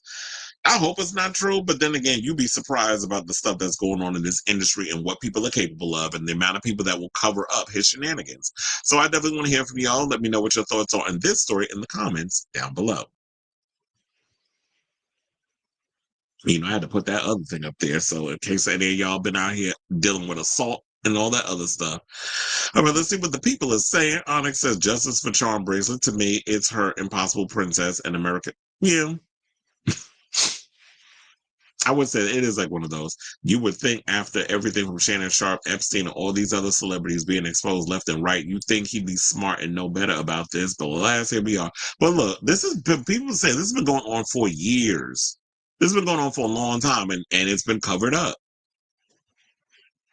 These older men need to get it through their heads that this isn't the 90s, the decades before, where they could get away with shit like this. That's over and needs to face the consequences. But we'll see if Jared Leto faces the consequences for his actions. All right, so now I was like, I had to scroll on up for a second. Okay, let's get into some Housewives news. And that's about Miss Brit Eady, because word on the curb is she did not show up to the reunion. Kenya was not invited to the reunion. And I hope Bravo, was all this worth it? Like, y'all sat up in here, you fired Kenya, or you suspended her, or you took her off the damn show because of this whole situation with Brit. I guess hoping that she wouldn't file a lawsuit. But she did her little season. She did the show. And now she's suing. So was it worth it? Y'all try to do all of this stuff and y'all still got a lawsuit thrown against you? So according to court documents obtained by People, Eady filed a $20 million suit on Thursday, June 5th against Bravo, NBC, and production companies True Original and Endemol Shine North America, alleging defamation, intentional infliction of emotional distress, false light, and sexual harassment in a hostile work environment. The suit stems from an incident that occurred on episode 5 of Real Housewives of Atlanta's currently airing 16th season, which was filmed last June, in which castmate Kenya Moore displayed a poster board with explicit images of a woman she suggested was Eady giving a professional during her hair spa opening party. That means the gawk gawk, the hosh gosh whoosh wash. That's what she was doing, apparently. A baloney wash, as I like to call it. Now, because Moore was working for the network, Eady is also suing them by respondent superior, a legal doctrine that holds employees responsible for the wrongful conduct of their employees. The notice calls Moore's statement about Eady false, defamatory, harassing, and damaging, and claims that the images were not of Eady. Additionally, it alleges that Eady did not see the explicit photograph until after certain of these events were aired on Bravo nearly a year later. But sis, you were aware that this stuff was going around. This was the rumor. This was the story that was floating around long before the show aired. Where was all of this then? So you wanted to wait and see like where you were going to place in the world of Bravo and how you were going to be perceived on the show. Not necessarily saying that Bravo's off the hook. I just want to understand like why now all of a sudden you saying what you saying? Because before the stuff even aired, before you even knew what was going on, you were even aware of why Kenya was kicked off the show while y'all were filming. But yet you continued to film the show. You knew she wasn't there. She didn't film with a lot of you girls after that episode.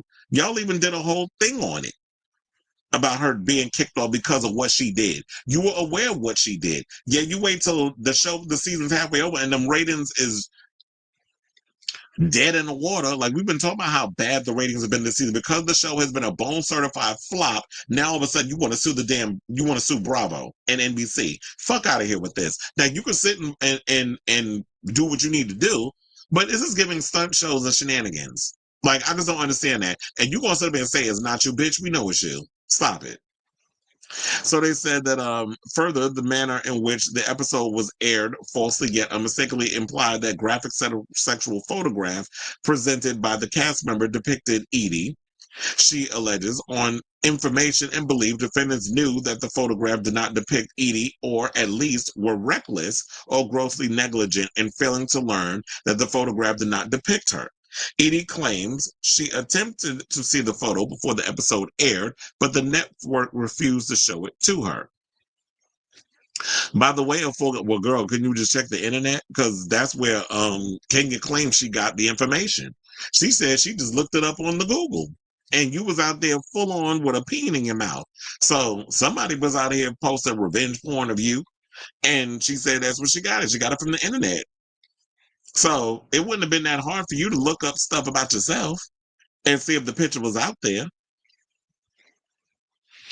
So, quote, by the way of foregoing, defendants contributed to the hostile work environment for Eady and sexually harassed plaintiff by subjecting Eady to unwelcome, offensive, and sexualized behavior and comments based on her gender by requiring her to continue working in an environment in which she had been subject to the gendered attack, creating an inferior condition or privilege of empowerment because of her gender. It concluded by requesting the immediate removal of the episode from public access on all platforms, networks, and media outlets in the defendant's control, along with a public statement acknowledging the episode shared a false depiction of Eady and a monetary reward that included the legal fees. And they'll probably be like, you know what, because you signed the contract and you signed to be able to do whatever, you've given NBC, you've given Bravo, you've given all of them access to fair use. So that'll probably be their argument. I kind of wonder if they'll bring this up. Did they shoot the reunion already? I don't know. But if they haven't, I wonder if they'll ask Miss Phaedra, because she's supposed to be the legal ego of the show and in real life, if Miss Brit got a case and what she thinks of the whole situation. But then again, I don't know if we could trust what comes out of Phaedra mouth, because Phaedra is in the good graces of being back in the throes of Bravo and TV. So she might not give a real good answer regarding this whole situation. So if there's any legal eagles out there that understand the law, if y'all let me know if there's an actual case to be brought about in this situation. But I do feel like after all of this, I do wonder if all of this was worth it. But they said that It concluded by requesting the immediate removal of the episode, and that Eady and it said, along with the public statement acknowledging the episode shared a false depiction and a monetary reward that included the legal fees. If the defendants failed to appear, Eady asked that the judgment be issued for the sum of not less than $20 million, with interest and the cost of fees of this action. And so people did reach out to her attorneys for comment. Bravo declined to comment when contacted by people. However, Andy Cohen apparently has something to say. And shout out to the Shade Room for capturing that. So I'm gonna pull up his tweet or his post. And yeah, he said this is reaching a level of petty that's beyond even anything I've seen. So it was subliminal when he put that, but people were asking, well, Andy, what do you mean? We don't know what you mean by this. You being a little vague with your little comment. But people in the comments was like, too much is going on, Andy. The girls are fighting everywhere, and we need you to be more specific. Another person said, it's not going to get petty unless Elon exposes the ear shooting was staged and his hair is a toupee. Now, don't get it. Now, here's the thing. You sitting there talking about the level of petty. Are we talking about Trump and Elon, or are you talking about Brit? I want to go on a limb and say that he's not even acknowledging what's going on with this current lawsuit. I think that he's referring to Elon and Trump and they're fighting. I think that's what he's referring to because this makes no sense. It doesn't fit in with this, like you're saying, this is reaching a level of petty that's beyond anything I've ever seen. Because Brit's lawsuit is like, okay, it's another day, another lawsuit being thrown at Bravo. We already got one with what's going on with the one with Brandy Glanville and I'm really Caroline Manzo and that whole Ultimate Girls Trip thing. There was drama with that. Then there was the drama with the recent lawsuit with Leah McSweeney. Nene Leakes at one point had one. She dropped it. And so we've been hearing a lot of drama going on with Bravo and their lawsuits and this, that, and the other.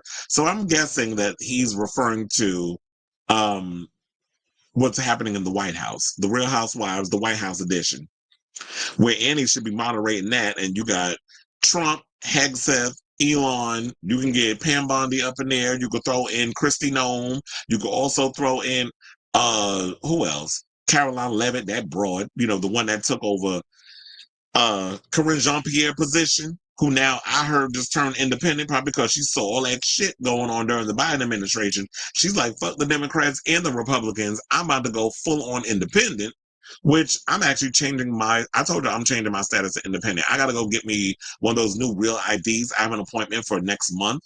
So when I get one of those, I'm definitely changing my political affiliation to independent. I just got to fill out the paperwork. So that way, by the time July get around here, I'll have all my stuff done and I go get this damn ID.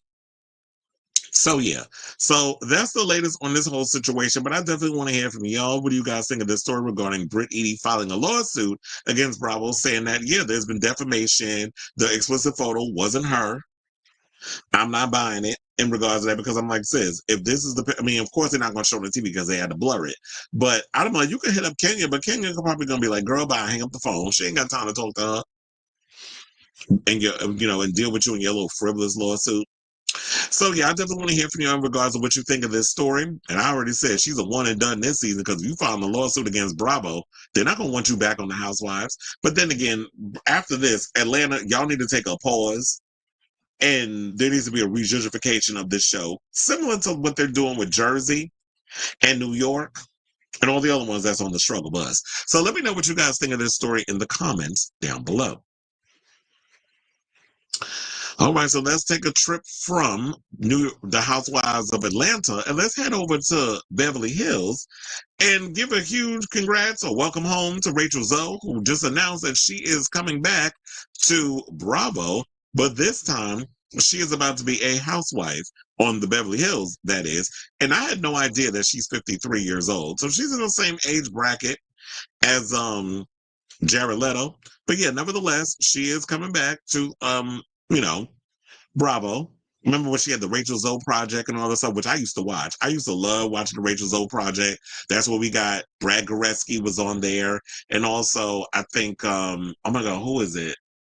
The new queer-eyed dude that's married to Nate Berkus. He was also on Rachel's show because I think around the time Was Brad fired? I'm trying to remember because I can't remember. It's been that long.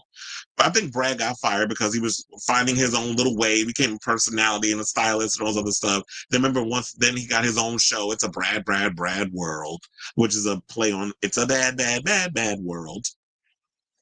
So then he wound up getting his own show, didn't last long. Then remember he did that a horrible show, the homosexual messes of WeHo with Todrick Hall.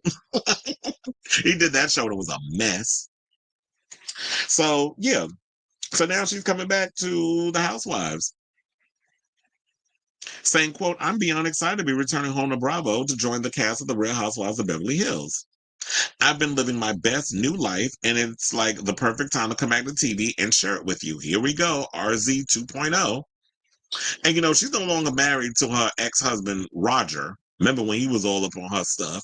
So she's got 2 children, so we'll probably get to see how that life is with her, how she's starting off as a newly divorced woman, a single mother, and how that plays into the whole Housewives. And with Rachel being so Miss Glam and all the other stuff, she definitely will bring the glam. She'll definitely bring, I think, that whole Beverly Hills flavor. So I think she's a good fit for the Housewives. So the fashion maker who previously, as I said, starred on the Rachel Zoe project, it was from 2008 to 2013. Y'all expect to remember, like, from what happened back in 2013? I can't remember that far back. That's like 12 years ago. So the mom of 2 posted a photo of herself in a stunning lace dress along with the text reading, the rumors are true, as you can see in the picture above. Now, in the clip, the celeb stylist explained her decision to return to TV after over a decade, saying, it's official, I'm coming back to Bravo. It's been a while and you've been asking me to come back to TV. And I said, when the stars align, or it makes sense, or if I have enough to say or share with all of you, and now it's the time. She added that she's really excited to be with all of you again, and I hope that you are too, and let's have some fun. She also blew a kiss to the fans, as she said. Now, followers of the platform couldn't contain themselves with the iconic, within the comments section, saying this is the best news all week, while another wrote iconic. Remember, she was also one of those girls talking about Oprah. And remember when Laganja tried to do her on Snatch Game? Child, that was a mess. So yeah, there's another person that never been this excited about a casting ever. Bravo finally gets us. Well, I think one of the things that they've realized out of all the shows that they really figured out how to cast really well, I would say the Housewives of Beverly Hills. We're neglecting, I would say, Diana, whatever the hell her name was, that woman that used to lick her damn lips a lot and allegedly had allegedly had something to do with their little stunt behind the scenes against Garcelle's son. I didn't like when they brought on Miss Diana. I can't remember her last name, nor do I care to remember it. But when they brought on Miss Diana, I was like, she got to go. I don't like her. And then when they tried to make Teddy Mellencamp happen, I was like, that was a chop. But no, for the most part, with those numbers standing, I do feel like Beverly Hills has done a really good job with the casting. And to bring on Rachel Zoe, I definitely feel like that is. Oh, wait, hold on. I was about to press the wrong damn button. I do think she is a great addition to the show. So I'm definitely looking forward to seeing her on there on the show. And in September, Zoe announced, so she got a divorce back in September. I was wondering when it was. So yeah, she was married to Roger Berman for 26 years. And yeah, they went their separate ways. And she has 2 kids, Skylar, who's 14, and Caius, who's 11. So far, I guess everybody's coming back, and they just swapped out Garcelle with Rachel. So yeah, Dorit definitely, she's clocked in. She definitely gave what needed to be given last season. So she worked every bit for her paycheck. So she's coming back. I believe Sutton is coming back. Kyle, we already know is coming back, even though she gave us nothing in the past couple of years. Erica Jane definitely gave us nothing last season. If she don't step her pussy up, since you about to be a friend of. But then again, your husband just got sentenced to 7 years in prison. So you're going to have to address that in the new season. And then we got Bazoma, who I like, but we do definitely need more Black girls on the show. And it'd been nice if we could have had more than one Black girl. We almost had that, but then Garcelle decided to quit. So yeah, that's the latest on the Beverly Hills Housewives, and I want to hear from you all. What do you guys think of this story? Are you excited that we got Rachel Zoe coming back to TV, but she's about to become a housewife? I hope that she does bring it and give us something, and not Jennifer Tilly. I mean, I like Jennifer Tilly, but Jennifer Tilly was just there hanging out with the girls. And then also, what's her name was the same way too. Paris's mother, Paris Hilton's mother, Kathy Hilton. With sidebar, shout out to Paris Hilton because she commented on my TikTok earlier, and I happened to look because I would check my TikToks, and the story I wrote about her, I did on her, where she wants to be a guest judge on RuPaul's Drag Race. She left a little comment on it. I was like, yes, Paris, you better work. I said, does that mean I finally made it? Baby, I made it. I made it. That's a Drag Race reference. So let me know what you guys think of this story in the comments down below. Rachel's, oh my God, not we're doomed. Yeah, Erica need to go. Erica was not bringing it this season. I love Erica Jane. I like I like when she brings the glam. I like when she does her little music stuff. Because she's out here, a middle-aged woman, still out here doing her pops, getting in her pop star bag. But yeah, she was kind of like not giving anything. She was like, it was whenever the girls was fighting or whatever, she was kind of like neutral Nancy. She was like the Black Dolores of Beverly Hills. That's what she was. That's what she was given. So if she don't step it up, I think her days is gonna be numbered. But I have heard stories that saying like, yeah, she might be getting demoted to friend of. So I see none of y'all said that y'all can hear my fan. So I guess y'all can't hear it because nobody addressed it when I made the comment earlier. But then again, anyway, let's move on to the rest of the show and let's get into this SJP story because you already know we're well into season 3, episode 2 aired last week of And Just Like That. And Sarah Jessica Parker, aka SJP, was asked I guess about the whole thing with Che Diaz not being on the show and all this other stuff. And she said she was shocked. I mean, shocked that fans hated Che. And I'm like, sis, where have you been? But she's probably like one of those that doesn't really pay attention to a lot of the online discourse and fandom that's on social media. So she just minds the business that pays her and she blinks out the noise.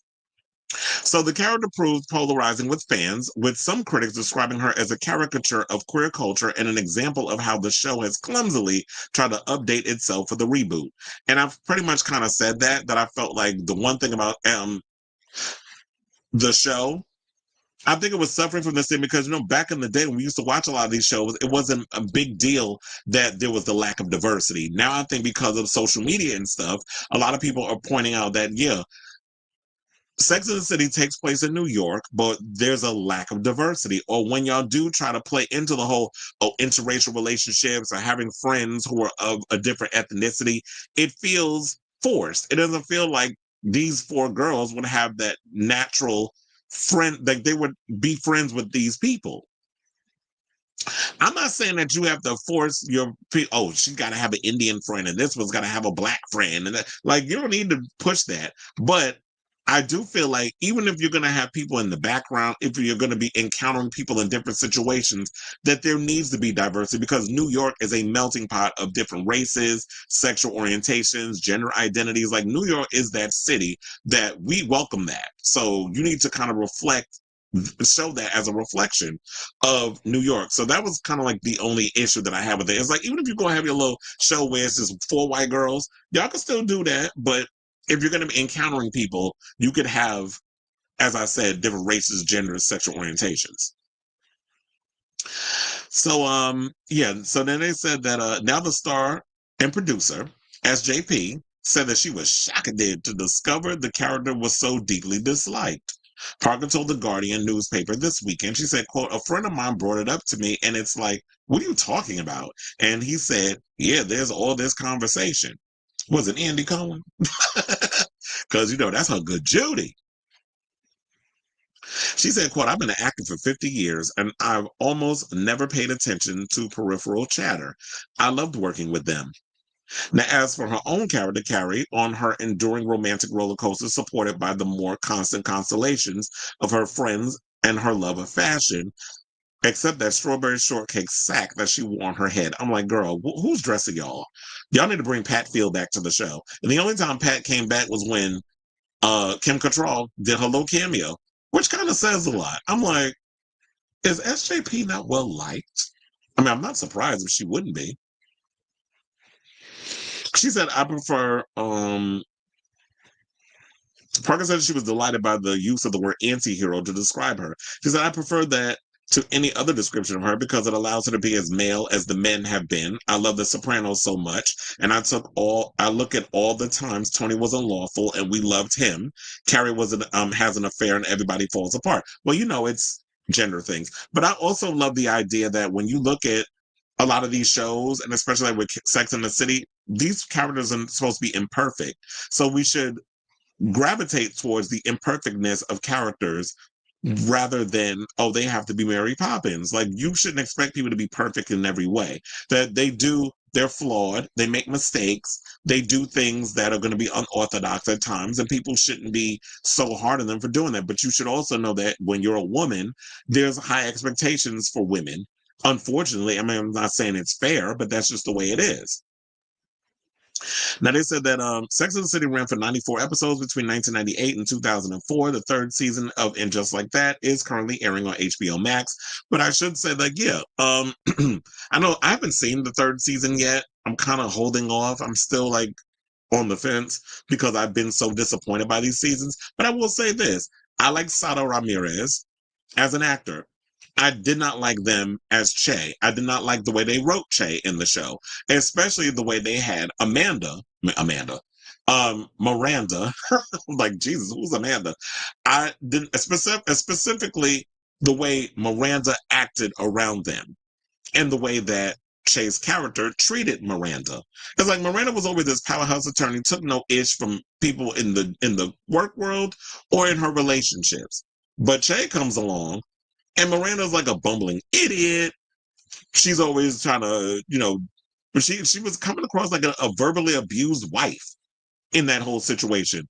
And I understand that Che was trying to make it in the industry and people, the overall way that she was, they were dealing with a lot of stuff that was going on in their personal life versus the comedy and all the other stuff. But the way that they wrote the character was just annoying to me. So that's why I think like why a lot of people were turned off by the Che character. So that's where I think all that stems from. But I definitely want to hear from y'all. What was it about Che that y'all didn't like? So whatever your thoughts are on this story, I could totally understand why SJP would be clueless in this whole situation. But like she said, she's not somebody that pays attention to a lot of the noise on the outside. She goes in, she does her job, and she's reading her 2 books a day. She did say that in an interview that she reads 2 books a day. I don't know how you have that time to sit and read 2 books, but I guess when you have a lot of children who are older and all you're doing is Sex and the City shows, you have enough time to read. SJP got enough money. She don't need to work. So yeah, let me know what you guys think of this story in the comments down below. All right. Let's see what the people are saying. No on the fan. You said Garcelle would have been perfect for the damn show.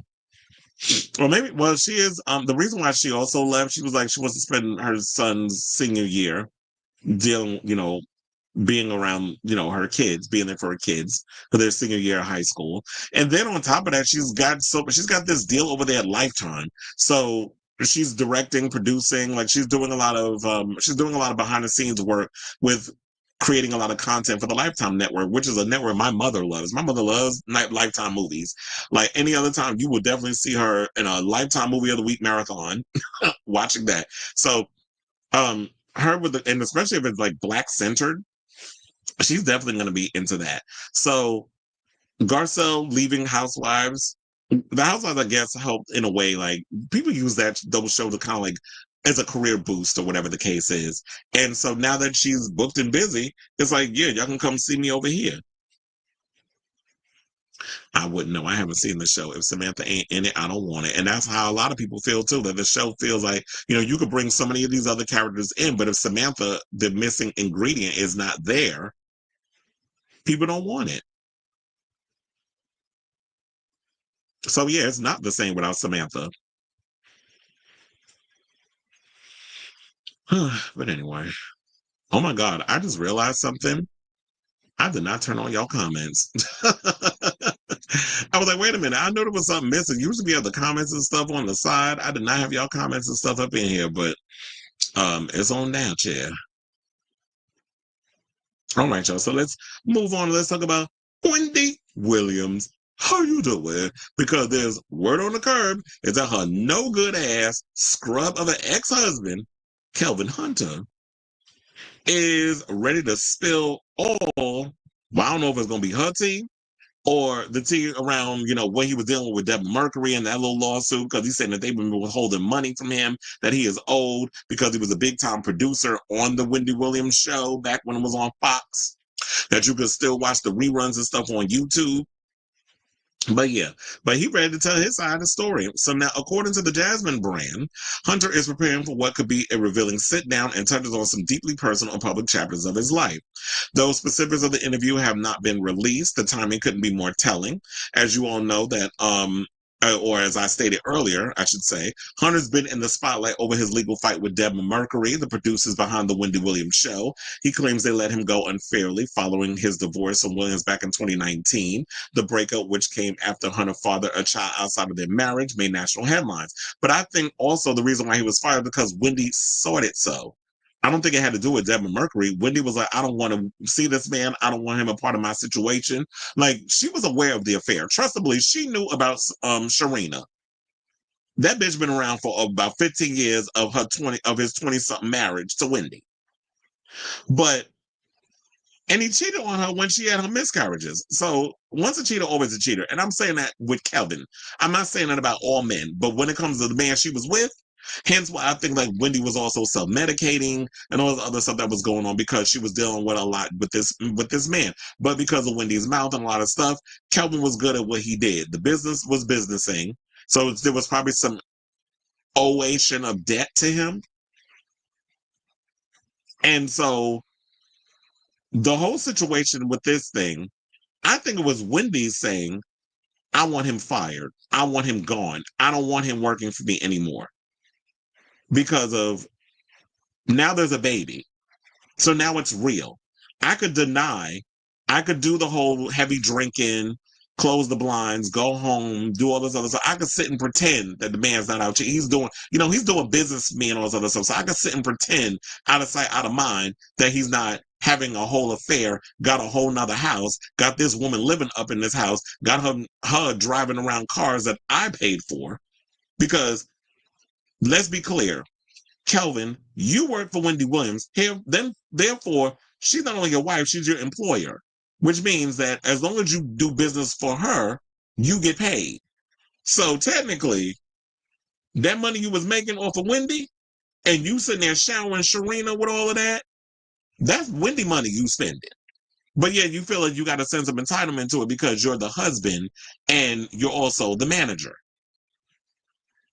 So now, since parting ways with the show, Hunter has faced financial pressures, including the sale of his Florida home and reports of legal action over alleged credit card debt. Well, this was because, he was out there living a lavish life. He thought that he was, that little alimony money that he was going to be getting was going to help keep him set.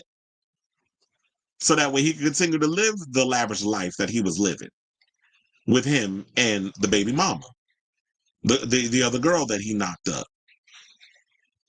So now with Williams under a court-appointed guardianship and battling health issues and Hunter fighting his own battles, his interview with King could shine new light on both their lives. One thing is certain, he's not staying quiet. Now Hunter and Williams finalized their divorce in 2020 after more than 2 decades, but 20 years of marriage, ending a 21-year union that unraveled following his infidelity and birth of his child with another woman. So I already know everybody's going to be over here like, screw him, he's a dog, we don't want it. But look, if this is to be believed, the interview's already done. Gayle already did the interview with him. And I do wonder if they paid him. Because look, this man is hard up for cash. And he's willing to do whatever he got to do to pay whatever bills he got to pay. Because quiet as it's kept, after Wendy done fired him, what other artist has he been able to parlay to success? Like, I felt like he did his big one. He was lucky when he got Wendy, but anybody else that he decided to take on and all other stuff, I don't see that happening. And then the Vish hat, I believe this is from the whole vegan company that Sharina was one of her many companies that she was trying to launch that nobody cared about. Because remember, at one point she had vegan pancakes. Nobody cared about that. So, and then using the money that he made off of Wendy to fund his baby mama, the mistress's other businesses. So we trying to get Wendy free. We ain't got time for from that Guardian shit. We ain't got time for Kelvin and his tight ass Butch Queen shenanigans. So I definitely want to hear from y'all. What do you guys think of this story regarding Kelvin out here pulling another stunt show and shenanigans so that way he can get some TV time because he want to get his story out there? Look, I'd rather you just wrote a book and try to get out there and promote that and try to make a coin rather than you trying to do some tight ass interview with Gayle King. And I know y'all probably gonna come out here and try to windmill on Gayle, but look, she got a job to do. She out here being a miss reporter. She has to do what she got to do to get the story and tell the story because if it ain't gonna be her, it's gonna be somebody else. So don't windmill too hard on Gayle. We'll windmill on her about other stuff, but this one she just doing her job. So I definitely want to hear from y'all. So let me know what you guys think of this story in the comments down below. Okay, y'all. So now let's move on. Let's talk about Ray J, who I guess he was in another drunken damn stupor because every time we see him, he's always drunken and hide and cool to brown.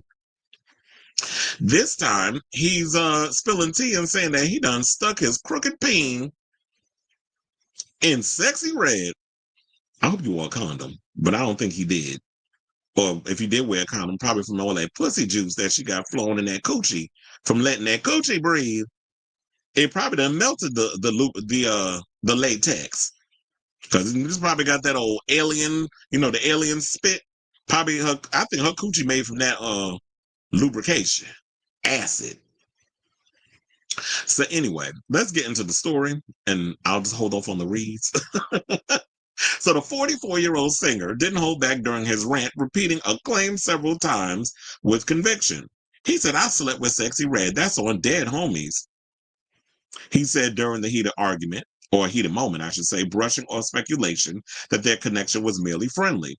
Talking about I party with Sexyy Red Ninja, ask her, "That's on Dead Homies Ninja. I slept with her Ninja." What is up with y'all in the constant, nigga, nigga, nigga, nigga, like, y'all say it like 50 damn times in a sentence?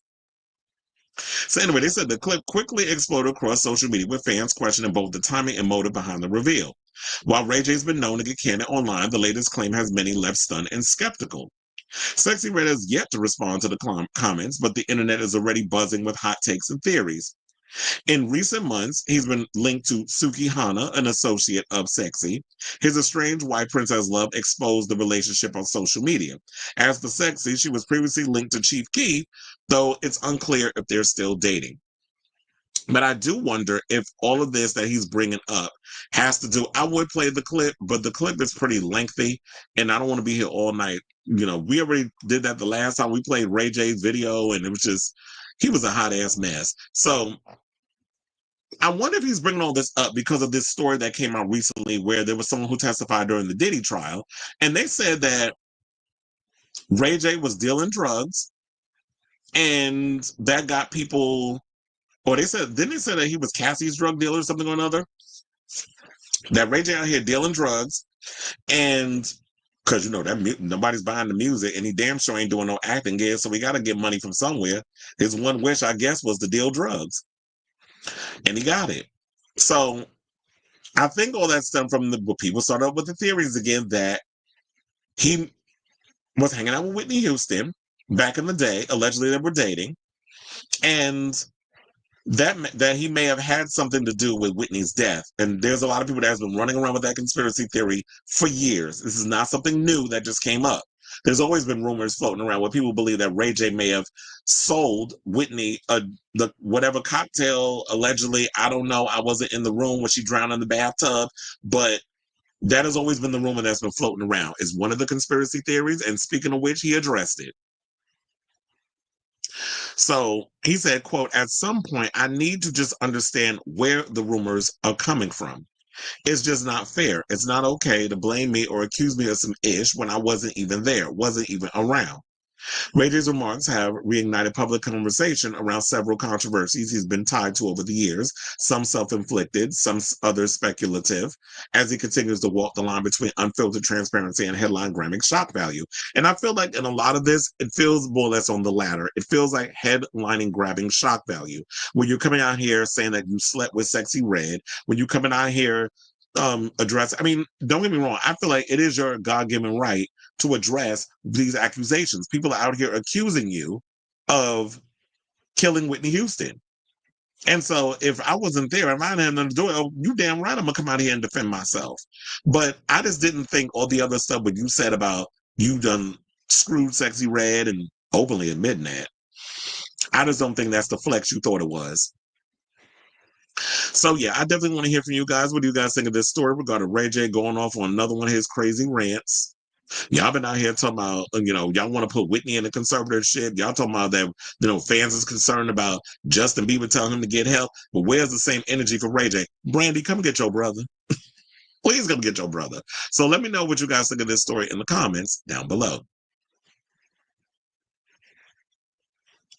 All right, so now speaking of Justin Bieber, let's talk about the Biebs because apparently, he posted something on social media, and yeah, there was some concerning new photos that he had posted, and the fandom was, I guess, worrying about him. So, and here's the thing: I had no idea he had a nose ring.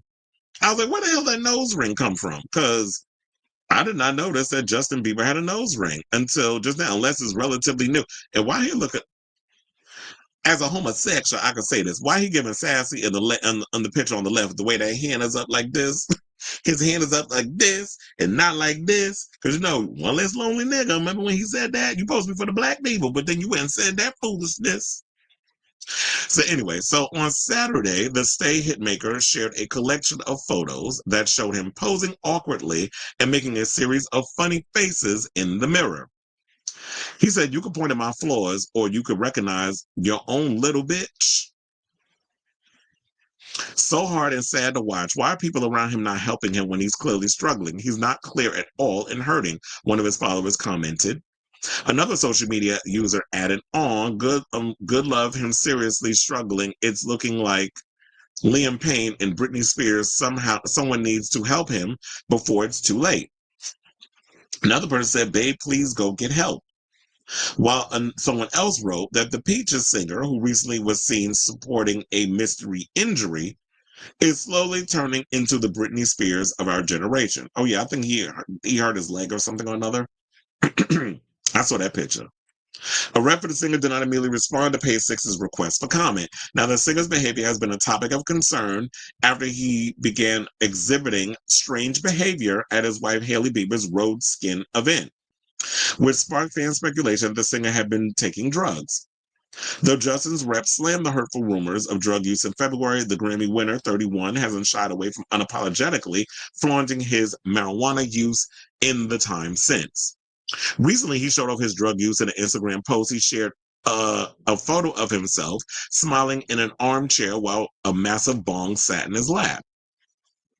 He also admitted to ripping off Hailey with a phone case used to hold blunts modeled after her patented Rhode lip gloss carrying case.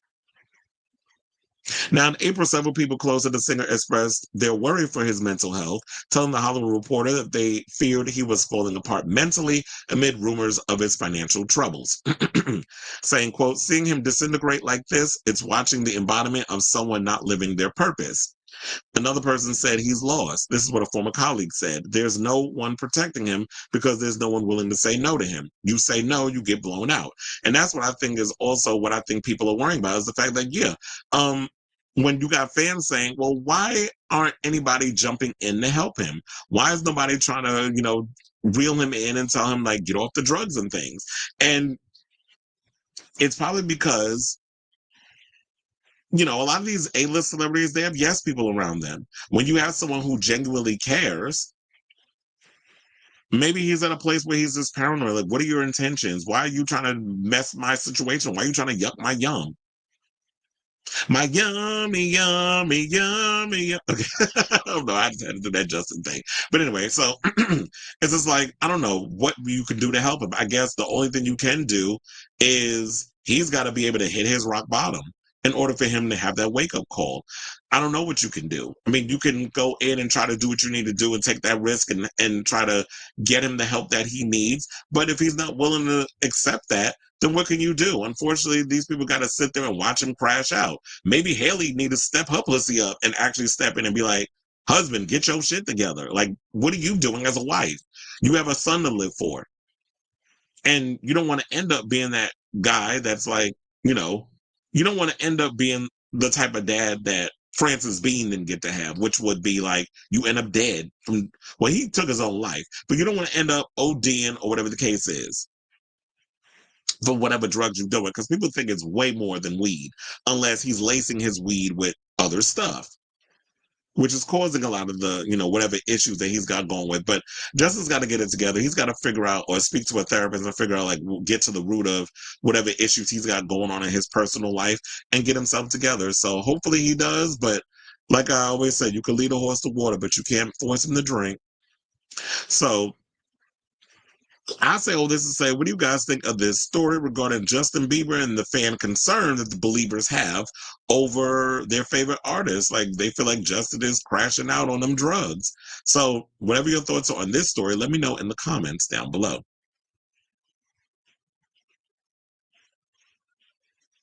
I wouldn't say Britney Spears of our generation, and maybe this is just a wicked sense of humor, but he definitely needs sobriety in his life right now. I do agree with that. I think the Britney is a bit much. Like, we don't see him breaking windows. I mean, he did go up on the paparazzi and tell him to leave him alone, but he hasn't done anything drastic like shaving his head or, having Jack sit on his lap while he's driving without a seatbelt on. Like, he hasn't done questionable things. All he's out here is doing is living his best life and toking up on his weed. He's just smoking. And people just want him to, like, I guess, get it together. But he definitely probably could use a little sobriety in his life and have a clear head. All right, y'all. So now let's move on to this DDG story, who they was dragging him on social media because this heifer had the cheek, the nerve, the unlitigated gall to compare himself to Michael Jackson.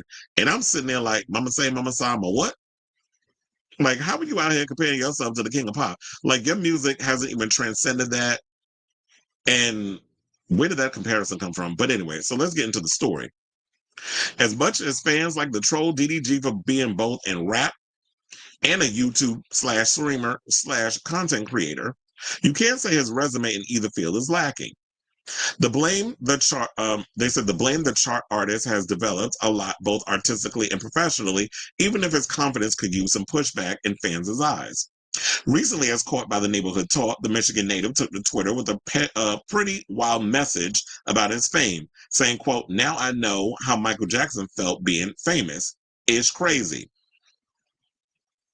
It is crazy because I could not tell you how many people was in my comments on social media being like, who? I said Halle Bailey's baby daddy. And when I said that, then they knew who he was. Because unless you were a streamer or you're into like Twitch and streaming and all other stuff and gaming and things of that nature, most people don't know who DDG is. A lot of them probably know because of his attachment to Halle. But for the most part, it's like he's moderately famous or he's famous amongst a certain demographic. So in the comment section, many fans were quick to claim that the streamer, that the King of Pop is bigger and better artist overall. And let's go over to some of them comments. So one person said, "Daryl, you are nowhere near MJ level, not using the government. Let's start there." Another person said they weren't calling Mike doodoo head. Another person said, "Michael, question, you ain't even Bobby Brown." Dang. Shut up the black social media. Another person says, "Sir, respectfully, you don't know shit about no Michael." Another person said, "Doodoo garbage and the Michael Jackson will never be in the same sentence." Another person says, "Someone said he's not even as famous as the glove." Another person said he don't really want custody. He really wants the clout that comes with all this. Oh, I can't tell you how many people was jumping in my comments, and it felt like on TikTok when I posted my last DDG story, and was up in there just defending him hard and all this other stuff. And don't get me wrong, I'm sure Halle got her issues too, but it has always felt to me that DDG was using Halle for clout in a lot of situations. A lot of times when he would go live, it felt like he was trying to expose her pregnancy, which he was trying to keep a secret. I remember when he was on social media, he was like pulling his little stunts and shenanigans and things where it was like you was trying to, in a way, I felt, throw a wrench in Halle's situation. Or you were trying to upstage her. Or to remember like, hey, I'm famous too. But yeah, you famous doing whatever the thing is that you do. But it felt like you were trying to latch onto this girl's fame so you can get to that next level of celebrity dumb. And now, with you making a comment about comparing yourself to Michael Jackson, it's like, sir, you don't walk into you have never jumped on a stage, but being hydraulic from the floor, hitting your mark on the stage, standing there for 10 minutes and having people lose their shit. That has never been something you've been able to do. Michael has done that. Michael can walk out on stage and literally not sing a utter note and have his fans in the stadium lose their damn mind. Men be up in there crying, losing their shit over Michael Jackson. Can nobody ever say that about you, sir? So what are you talking about? And one person even is saying what I said. Dorisha said, boy, people fully passed out and had to be carried out by paramedics when they saw Michael Jackson stand in one spot. MJ's type of famous and your type of famous is completely different.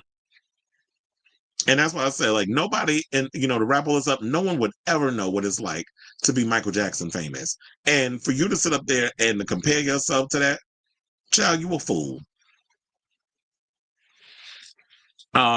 But I think what he was comparing himself to, it could have been to be devil's advocate and be on the other side of it after we got through the roast and the gags and him even comparing himself to that.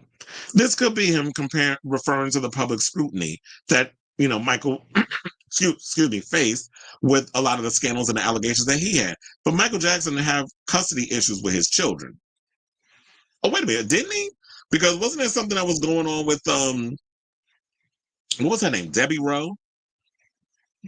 Excuse me, there was I think there was a custody battle, if I remember correctly, with Michael at the time, with him trying to get custody of them children. So maybe he's comparing himself in that sense, but maybe we should have picked somebody not Michael Jackson, because you already know that's going to rile the people up. But apparently, I want to clarify something, because I said that DDG didn't get a restraining order. Apparently, he does have one, but they said he has a restraining order, although it didn't achieve what he set out to do. His lawyer explained that the MC is now legally protected from further alleged physical or emotional abuse, but the move did not block Halle and Halo's international travel. So they can go. She can take him out of the country because she's supposed to be going to Italy. I told y'all this before, that she's going out to Italy to film. Then there was some people in my comments was like, well, he has his mother. What's the difference? She has a nanny. How come there's like, I have an issue with his mother watching the kid versus her? I'm like, she's doing a movie where she's on set 14 to 16 hour days. She's not spending the whole 14 to 16 hour days sitting on a set. 9 times out of 10, majority of her time, she's sitting in a trailer waiting to shoot her scenes. And when she needs to go shoot her scenes, she can have the nanny or whoever she has watch Halo while she's doing her work.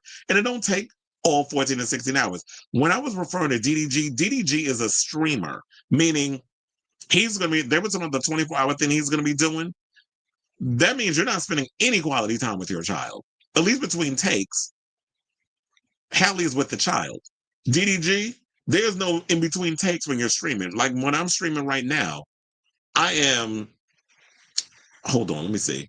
I am 2 hours and 7 minutes into my regular show, where, as y'all see it, it's going to get cut up in segments when I post it on, clips and things on all my other streaming platforms. But I am 2 minutes now, 2 minutes and 8 minutes into the show. So I don't have a bathroom break. I can't get up and just walk away and do whatever the case is. I'm fully committed until I'm finished done with the show to do the show the way I need to do the show. Now, if I had a co-host, I could run and do whatever. But in that case, when you're streaming, it is completely different. You are alive for as long as you want to be alive. Is that time that he's spending with his kid? No, you're pawning the kid off on the parent, which was the argument of what Halle was trying to say. He's not even spending time with his kid. He hasn't spent time with his kid. It's the same thing with Cardi and Offset. He hasn't been spending time with his child either. So yeah, it's different situations. But now I have to sit and explain it because some people just weren't getting it. So they said we will see what results of these two-way abuse allegations and whether or not the former couple chooses to pursue this more privately. At the moment, many folks online are debating every little detail. Trust and believe they are.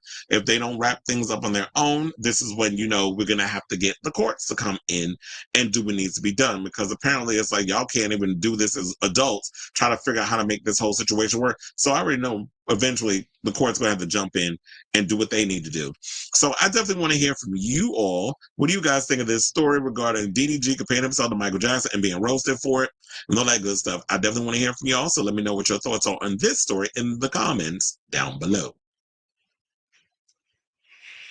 All right, y'all. So we have about 3 more topics left before we wrap up this episode of Chris Avalon Filter. So before we get to those final 3, if you could please do me a solid, hit that like button. If you are new to the channel, hit that subscribe button, and also be sure to smash that notification bell so that way you know when we go live with a brand new episode of Chris Avalon Unfiltered. And right after the live stream, I will be putting in the timestamps for those who want to just get right to the clips instead of having to sit through all the banter that we do on this crazy live show that we do most days of the week. All right, y'all. So now without further ado, let's get into this story about Elon Musk's daughter, Vivian, who, the girls is out here fighting, and by girls, I mean Elon Musk and Donald Trump. And Vivian, who, does not like her father, has been very much going in and letting have on him and a lot of the things that he's been doing and things of that nature. She's got a lot to say. And so apparently here's what she had to say. So they said, as Musk continues his public feud with Donald Trump, which began after the Tesla CEO departed his White House role on May 30th, and I intentionally posted this picture because that's the one where Elon has a black eye. If you can see on the right-hand side in the corner, he tried to blame it on little X, or as his government name, he goes by Xashe 12. So apparently he said Lil Damien decided to punch him in the eye. I don't think that's what it was. Some people think it was Stephen Miller, who's got his own issues, because apparently I think that he's got some marital issues going on right now that apparently, why is nobody talking about that? But that's a whole nother conversation for another day. So yeah, so now they were going in and letting have, and Vivian seemed to hint that the spat with the two, she basically weighed in on it.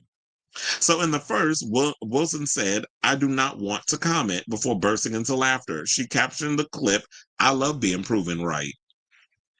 But I think we all kind of knew that Elon Musk and Donald Trump's love affair would not be long or for long. We just wondered when their split would happen. We knew it was coming. Those of us who are in the maggot bubble, we knew it was coming. But it was just like only a matter of time of when it was going to happen. Now, the second featured a screenshot of a Threads post by Wilson, which reads, such beauty in life. The post is accompanied by the song Job Application by Chase Icon. I like Chase Icon, by the way.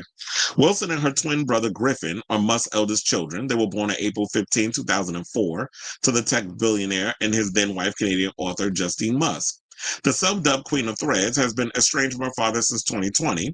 After she turned 18, she petitioned to legally change her name because she no longer wished to be related to her biological father in any way, shape, or form. Musk left the role as head of the Trump administration's DOGE, aka the Department of Government Efficiency, or you should call it deficiency, on May 30th and has been publicly feuding with the president ever since. Trump's one big beautiful bill is the main point of contention for the tech billionaire, who has complained that the behemoth government spending plan would undo any savings he and Doge brought to the administration. You didn't really save shit, sir. Stop it. He said, I'm sorry, but I just can't stand it anymore. This is what he posted on Twitter on June 3rd. This massive, outrageous, pork-filled congressional spending bill is a disgusting abomination. Shame on those who voted for it. You know you did wrong. You know it. The former allies have continued to trade barbs all week. Musk claimed that Trump is named in the infamous Jeffrey Epstein files, something that we've already known for a long time. We knew that before, when around the time when Trump was charged as a federal criminal, we knew that he was in the Epstein files. We've known that for years. The fact of the matter is, now that you're acknowledging it, I'm like, sir, you are 2000 and late, along with the rest of you who are feeling burned by the Trump administration. We knew all of this, but I'm glad you confirmed it for the slow, for the ones who ain't really been paying attention and had their ears to the street. And then, yeah, they allege why they haven't been released to the public as promised. Remember when he just won the second term, that they were talking about, oh yeah, they were going to bring out the Epstein file, and they released it, and it was some old bogus old list, and of course Trump's name wasn't on it. So this is stunts and shenanigans per usual by the administration, but we know his name is on it. First of all, he fucked Melania on Jeffrey Epstein's pedo plane. And also, notorious, this is another thing that Trump has done. Trump used to blackmail a lot of his friends into sleeping with their wives. And this is not alleged. This is like actual fact and story that came out. So he is very familiar with Jeffrey Epstein, Epstein Island, and that pedo plane. Now, the feud has gone viral, with politicians, pundits, and social media users poking fun of the spat between the former allies. Democratic Representative AOC joked with Spectrum One on June 5th, well, Spectrum One News, I should say. Oh man, the girls are fighting, aren't they? She said, I would say that this was something that was a long time coming. We've been seeing that these two huge egos were not long for being together in this world as friends. This is what AOC said. She said, and so I think this breakup, we've been seeing a long time coming, but we'll see what the impacts are of it legislatively.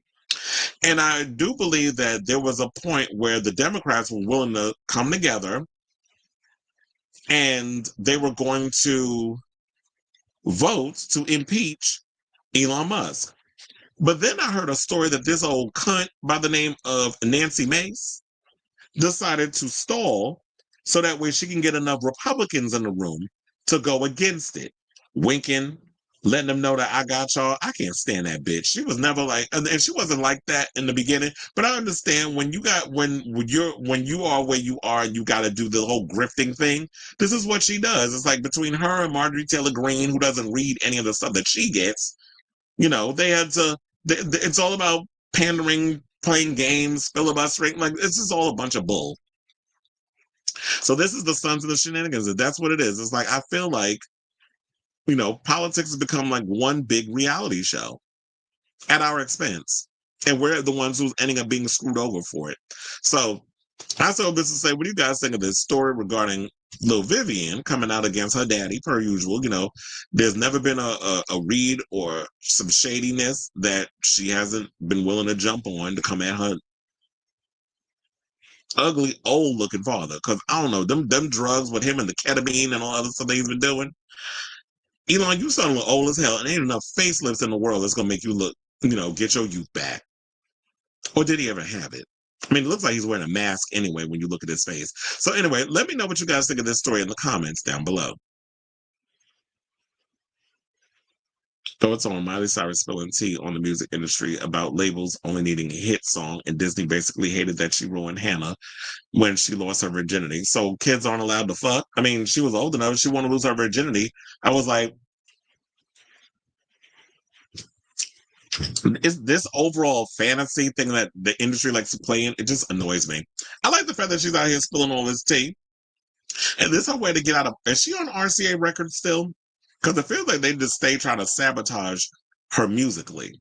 Every idea and everything that she wants to do with her music, there's always kind of been pushed back with that. Molly said basically it was imposter syndrome. Hannah is sexless, but I'm not. She's an actress. I mean, first of all, she's playing a character. It's like for y'all to sit up here and literally think I'm Hannah Montana when I'm not. It was a character I'm playing. That's like crazy. Now Vivian was on Hasanabi's stream the other day. She was nogging. Speaking of Hassan Piker, shout out to Kayla Says, because she did a video Then I was like, girl, you a spot. I was like, clock it. Yes, go off. Because she was definitely giving me everything in regards to that.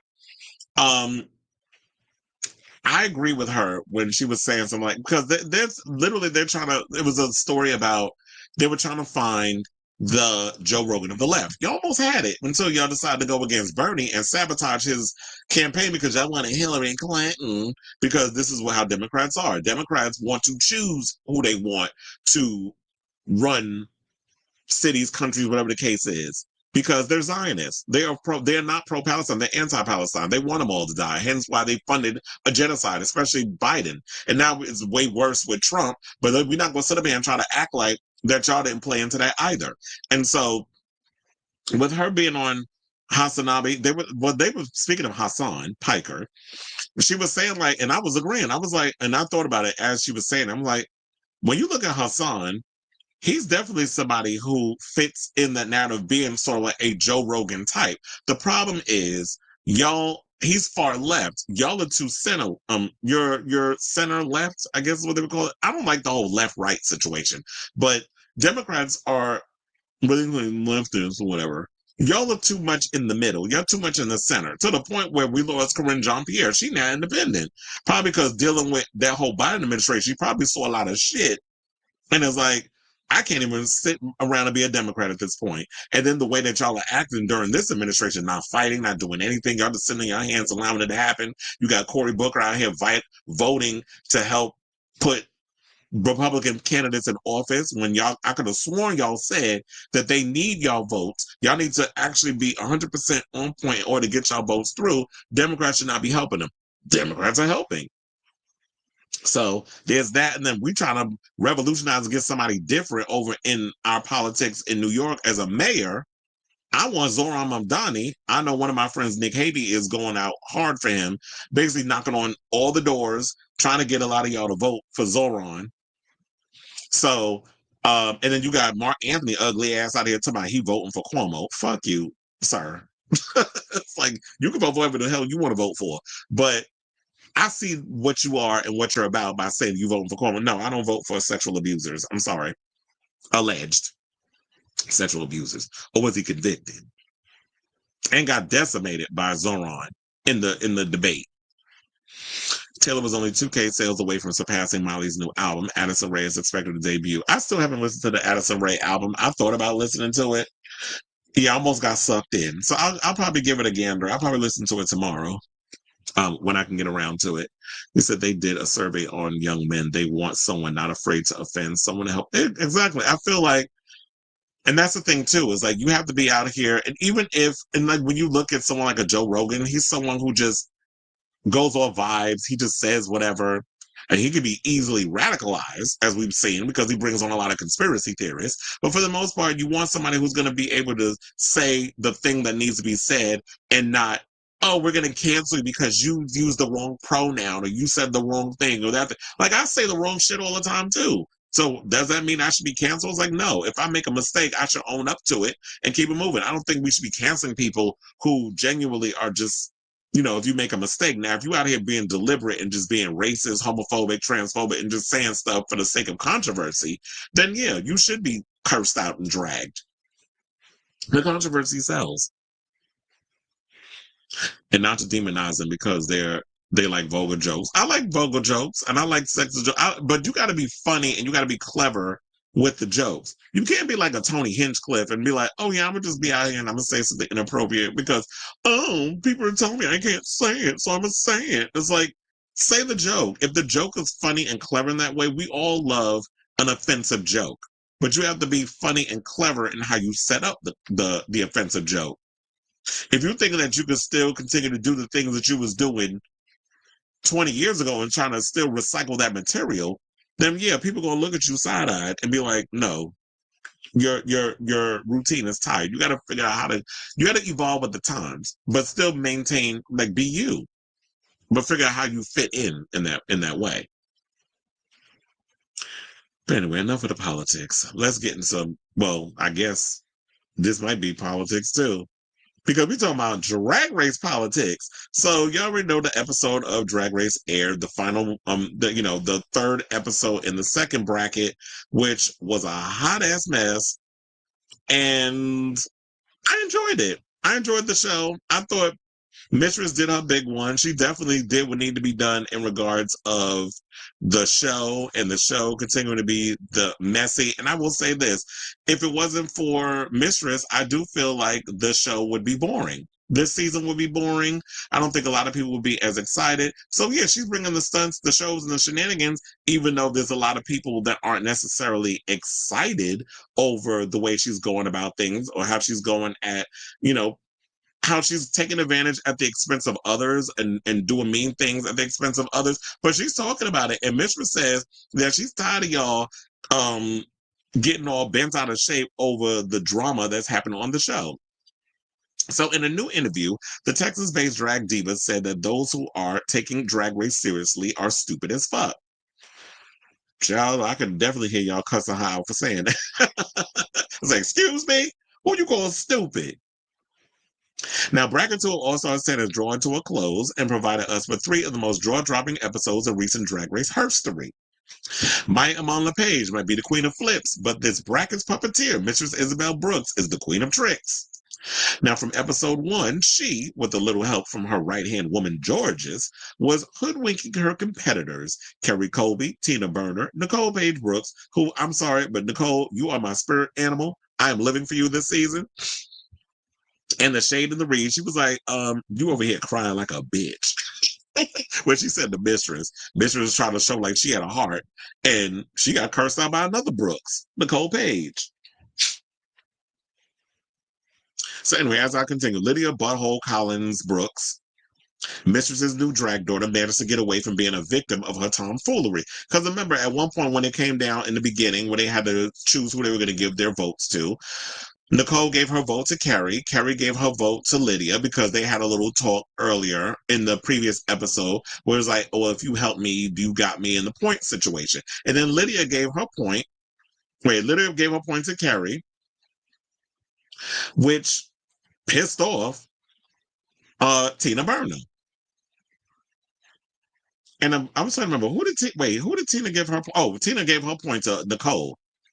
So she was expecting Lydia to give her a point. But then again, I was just like, I don't know if she necessarily wanted a 110% cosign on that little alliance that she had with Tina, which Tina's like, it's going to be real interesting because you was over there flirting with Lydia and she didn't know about her relationship with Corey. She said, I got a gig with Corey this weekend. So we'll be waiting to see how this turns out as they do on the show. So we'll find that out when it comes down to it. So yeah. So now the beginning of episode 2, as y'all know, saw Mistress ensnare Georges into an impromptu plan to dupe Carey and Nicole out of MVQ points.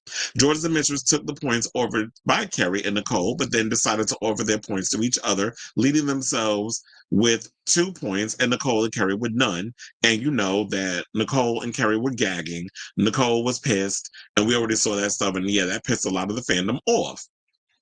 So Mistress's cunning didn't stop there. Now, at the beginning of episode 3, she falsely told Carey and Nicole that Tina and Lydia were planning to do the same thing, leaving Tina riled up. And she knows how to get up under Tina's skin.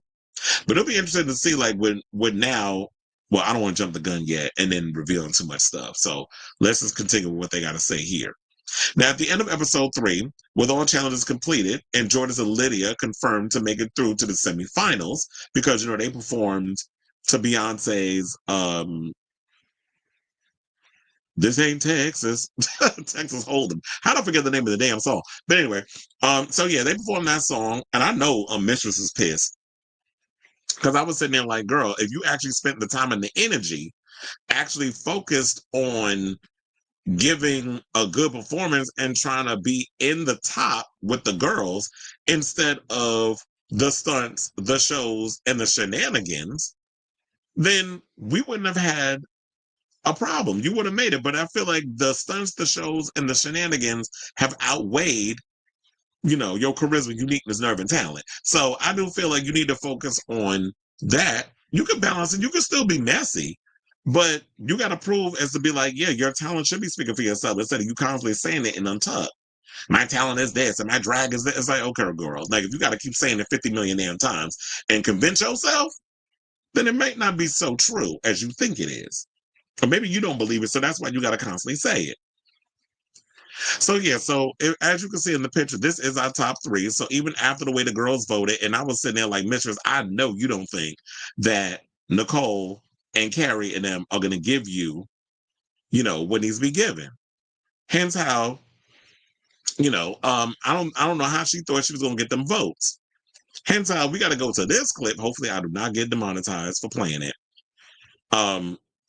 Of Carey Colby having to go in and let have on Mistress during the final deliberation. Please hold. You know what, bitch? Yeah, I am a motherfucking fake bitch to you, girl. Because, like, what the fuck? You've been nothing but fake this entire fucking competition. And you really fucking tried me. And I know you feel like shit for that, you bitch.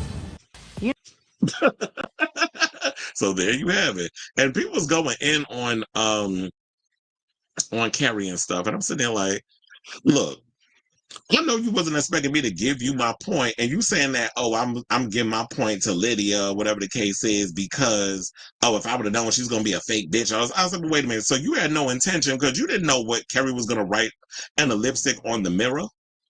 So you never had any intention. Even if she would have gave you the point, you was giving that point to somebody else. So it was like, yeah, if you're gonna do me dirty and if you're gonna break my trust, I don't trust you because I'm not gonna give you a point and get you when you was the one that initiated playing dirty. I always say this, like if you're gonna stand on business and be messy, but you can't poke the bear and tell the bear how mad to get.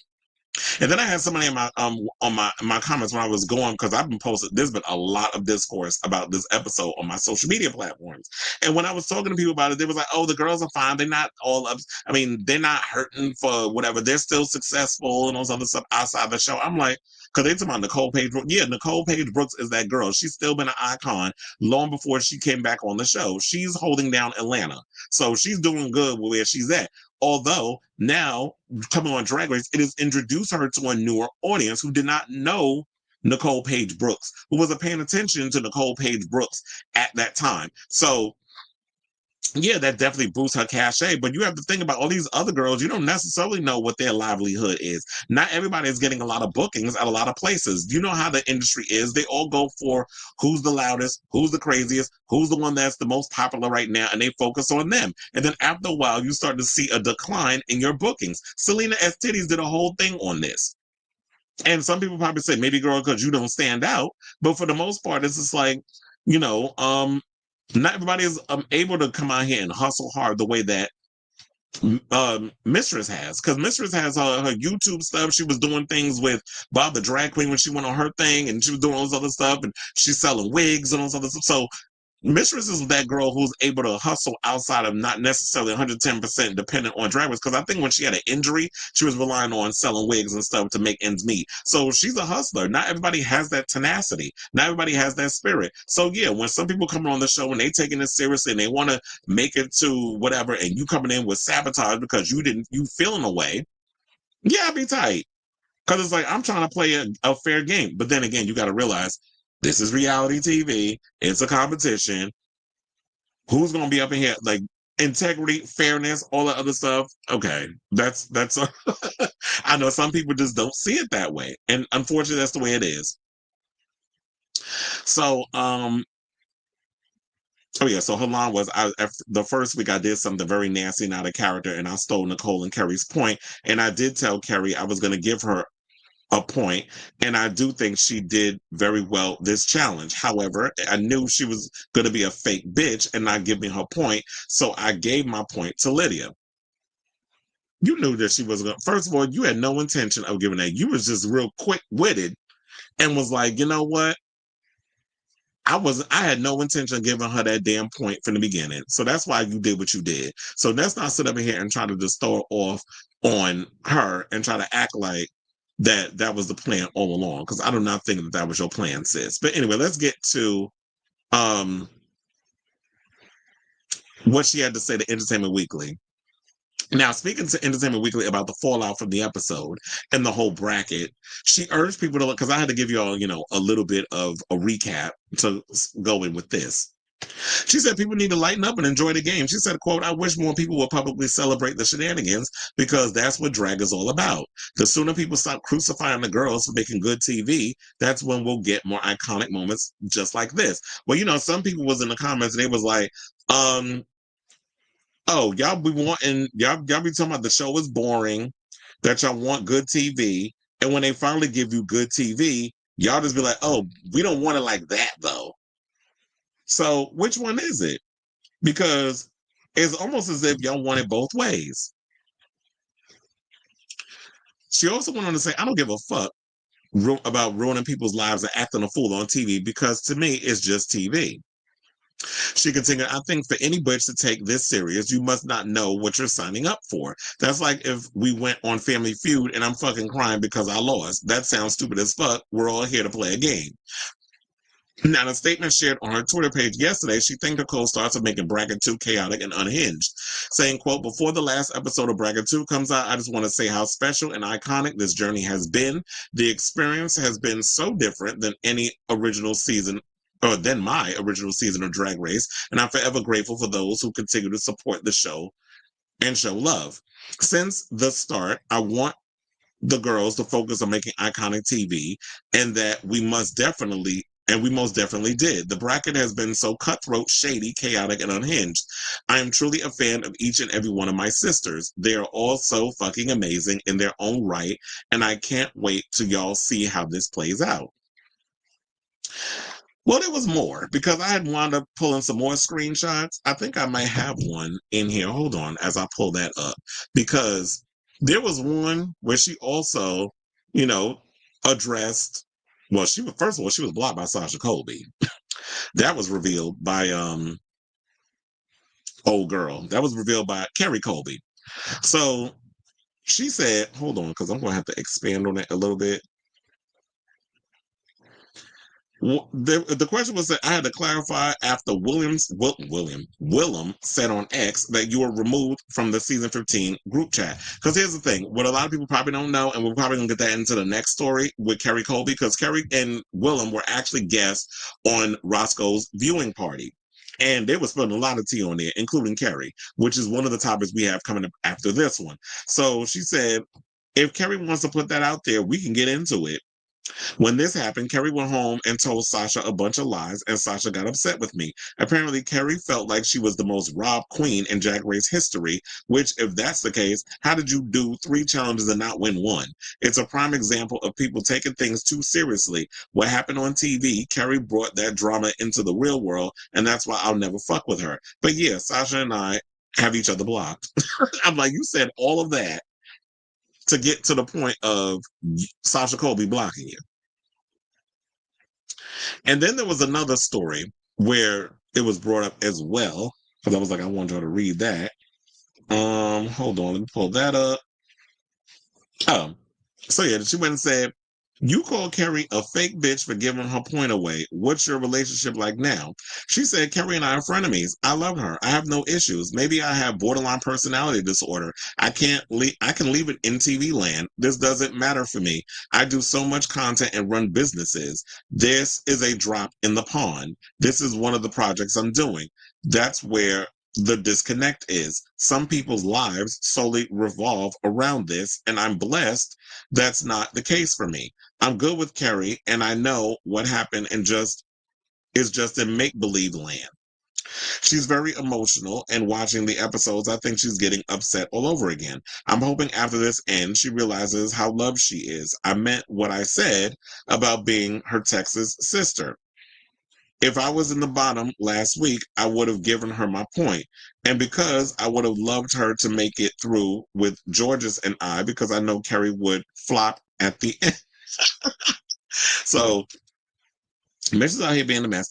I'm wondering if Mistress is someone who's more of a logical thinker, like she's someone who's not very emotional and just hard because, being a big girl and some people deem you not attractive, so you had to be the funny, messy one. And it's kind of like, you know what, in so many ways when people say, who hurt you, sis? Because all this other stuff that's going around, it's like, yeah, it's just messy because what was it that Carey said in her recent interview with EW? She said there's a line of villainry. You can pull a stunt and call someone ugly in a roast. You can get shady and dark-sided, but there's a certain level that when you start to get personal and use emotional moments to manipulate things, plant seeds, and start narratives, that's when it starts giving Hannibal Lecter, Jeffrey Dahmer. It's giving Alcatraz, honey. That's what she said. And so, you know what? The doing Carey and Nicole dirty, spreading lies about Tina, it is all entertaining. But then, like I said before, when it affects other people on a personal level, is it all worth it in the end? So yeah, I love the fact that you're making great TV and all the other stuff, but you have to realize that yeah, there's consequences, and everybody who agrees with the way you do things, or just because you do things the way you do things, don't necessarily mean everybody's going to agree to the way that you do things. So yeah, it's a slippery slope, but here's the thing: I'm here for the shenanigans, I'm here for the mess, I'm here for all of it. So.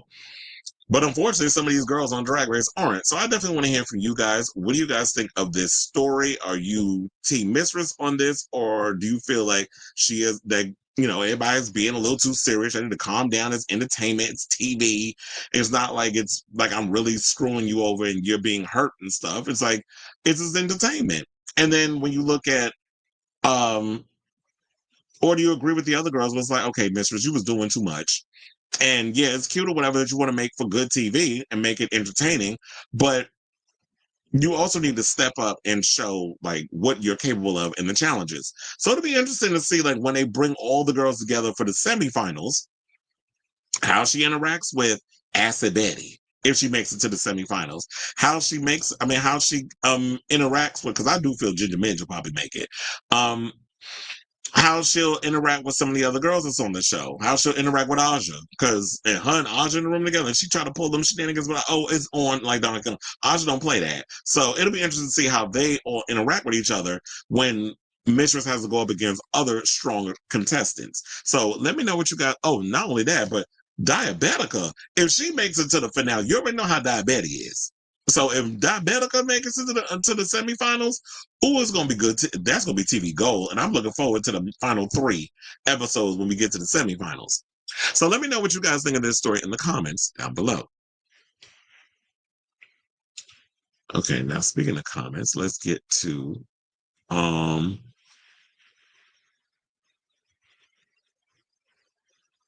he said, Mistress has become my favorite new school era queen. I love her classic style of drag, but then she has the humor. And see you next Tuesday to back it up, okay? I was a fan of Carey before this bracket started, but after Chop Ho went to go cry to her mama. Those next 3 episodes are about to be so. Yeah, I do agree. Based off of that clip that I saw, I'm just like, we're not going to have these kumbaya sisters up in here just boring us to death. So, I'll watch it, but I'm not feeling all excited about it. Season 11 cast is out of All Stars. I've been hearing T and stuff of what's going on, but I need to see who the season 11 All Stars cast is out, or who it is. Mistress loves drama. She thrives on it. And we sitting there salivating at the mouth over it. She says she plans on losing 60 more pounds, so she's about to lose the big girl title. Well, they'll always probably call her a big girl, but she loses all the way. It's kind of like when you look at Cornbread. She looked like a totally different person after she lost all that weight. I could tell the fans, and Carey got to Mistress, and she tweeted what she did yesterday. And since you already spoiled the top 2, her haters are going to end up celebrating. My bad on spoiling the top 2, because it ain't Mistress, child. Yeah. All right, y'all. So now let's move on and let's get to our final topic. Speaking of Carey Colby, let's talk about her. So apparently, she's weighing in and giving her side of the story of the drama. I think she did an interview along with Tina Burner. And so like remember like when they split them in the teams, whatever. So like the good team that they had with the Star Booty challenge. First of all, I hated Rue's look and the performance of that Star Booty song. And then I hated because it was like she was trying to give that Tessa testicle, had that similar runway look. Tessa wore better. She just looked, I don't know, it made Rue look big. So I didn't particularly like her look. And also I didn't like her runway look either. It looked like y'all literally took a picnic cloth that was gray instead of like red and white and put Rue in it. So whoever came up with that look, it's a job. But anyway, let's get to Miss Colby, the other Colby, where she's spilling tea about, the show. Now, Carey, as I stated earlier, and Willem, in the previous story, I should say, were featured as special guests on the latest Roscoe's Tavern viewing party that recapped episode 6 of RuPaul's Drag Race All Stars 10. When asked how long it took for each bracket of this season to be filmed, Carey, who completed bracket 2, actually shared specific details about the filming schedule. Within the first 10 within the first 10 minutes of this Roscoe's Tavern viewing party, co-hosted weekly by Naysha Lopez, Caramel DeVille, and Batty Davis, the filming schedule for each bracket in the Tournament of All-Stars was brought up. Willem asked, "It's 3 weeks for us watching the show, but how many days was it for you guys filming the show? Like 6 or 8? After teasing Willem, "You want me to get into trouble, Auntie?" Carey went on to actually answer the question. She said literally it took them a week. So 7 days, 7 whole days, and not a word from you. So yeah, 7 whole days it took them to film, which makes a lot of sense because I'm like, yeah, it takes like maybe a day or 2, depending on the challenge, to film 1 episode. They're doing 3 episodes. So yeah, it makes sense that they would have a full week to do three episodes. So that makes total sense to me that would take that long. I do wonder how long it took them to film the final 3, the semifinal, because they filmed that around the time when they did the Lollapalooza of the regular season 17. So they said broadly, a week in reality TV is the period of time required to film a new episode. For Drag Race, it's been widely reported and regularly discussed among fans and queens that a week usually takes an estimated 2 or 3 days. It bears, but that this is also true for most other competition shows like The Traitors, The Bachelor, The Challenge, The Circle, among others. Now, Carey and Willem were also asked to share their opinions on this season's Tournament of All-Stars format introduced in All-Stars 10. Willem says she loves it. Carey said, "I think it's fun because you get so much more of each girl if they're giving it per week. The opportunity is there. You just have to rise to the occasion." And said, "I wasn't in the top 6 on my season, so you get a lot more screen time and a lot more time with the judges. It's much more intimate, but it's also like you got to think fast. Yeah, because it's only 3 weeks. Do you wish it was a little longer?" This is what Davis asked. Carey says, "I think it could be fun if you did a little 5-week situation. That could be fun."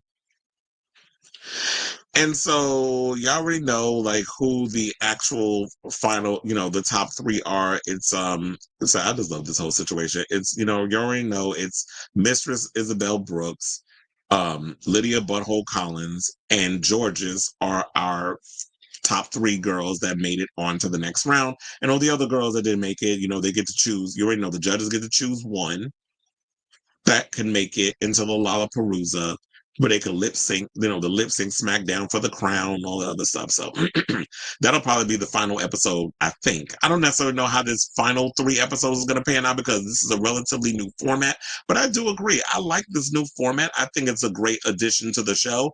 I hope they keep this as the regular format because it's an opportunity for the girls to, 3 episodes. You get a small group of girls where they get to highlight them. They only get to bring maybe 2. Is it 2 outfits? Yeah. So 6 outfits because you have to have your runway look and all this other stuff, or maybe even more than that because you need your lip sync outfit too because they do change. So you bring a couple of outfits. You don't have to spend a whole lot of money like you would a regular season of Drag Race. When you get to come on All Stars, you only get to have a certain amount of clothes. You don't have to break the bank, and you get 3 episodes. And then when you come back for the final 3 bracket, it's a little more. So I like this whole format. I hope they keep it. Just maybe tweak it a little bit so that way you keep the queens on their toes, so that way they don't know how you're going to do the show. But yeah, for the most part, I'm loving it so far. And we'll be interested to see how the final 3 bracket is because, based over that piece I seen, the little clip, I ain't that impressed. But it's always good when we get to see some of the girls, like Ginger Midge. It's good to see her back. You know, she's done All Stars so many damn times. But yeah, I definitely want to hear from y'all. What do you guys think of this story regarding Carey Colby revealing how long it took for them to film All Stars? And if you're interested in seeing the Roscoe's viewing party, you can sign up for the $2 VIP situation. They dropped that episode yesterday. But if you want to wait and see the regular episode where you don't want to put up $2, just wait till Monday when they drop it at 6 o'clock, I believe. So yeah, definitely check it out. And I definitely want to hear from y'all. So let me know what your overall thoughts of this story in the comments down below.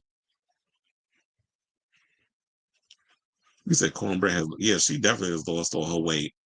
You said Dawn and Morphine from season 16 were mysteriously gone for social media for a week. So yeah, and I also heard a story that Morphine came out as trans. I gotta look into that because that was a story that I meant to look into, but I did hear a story, something or another that I'm like, that makes total sense because every time I see Morphine, Morphine gives woman. So it's funny how we see the trans before they come out as trans. Yeah, Ginger has done the show so much.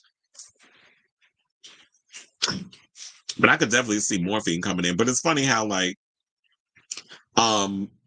is this a smart time to be filming All Stars for next year, especially when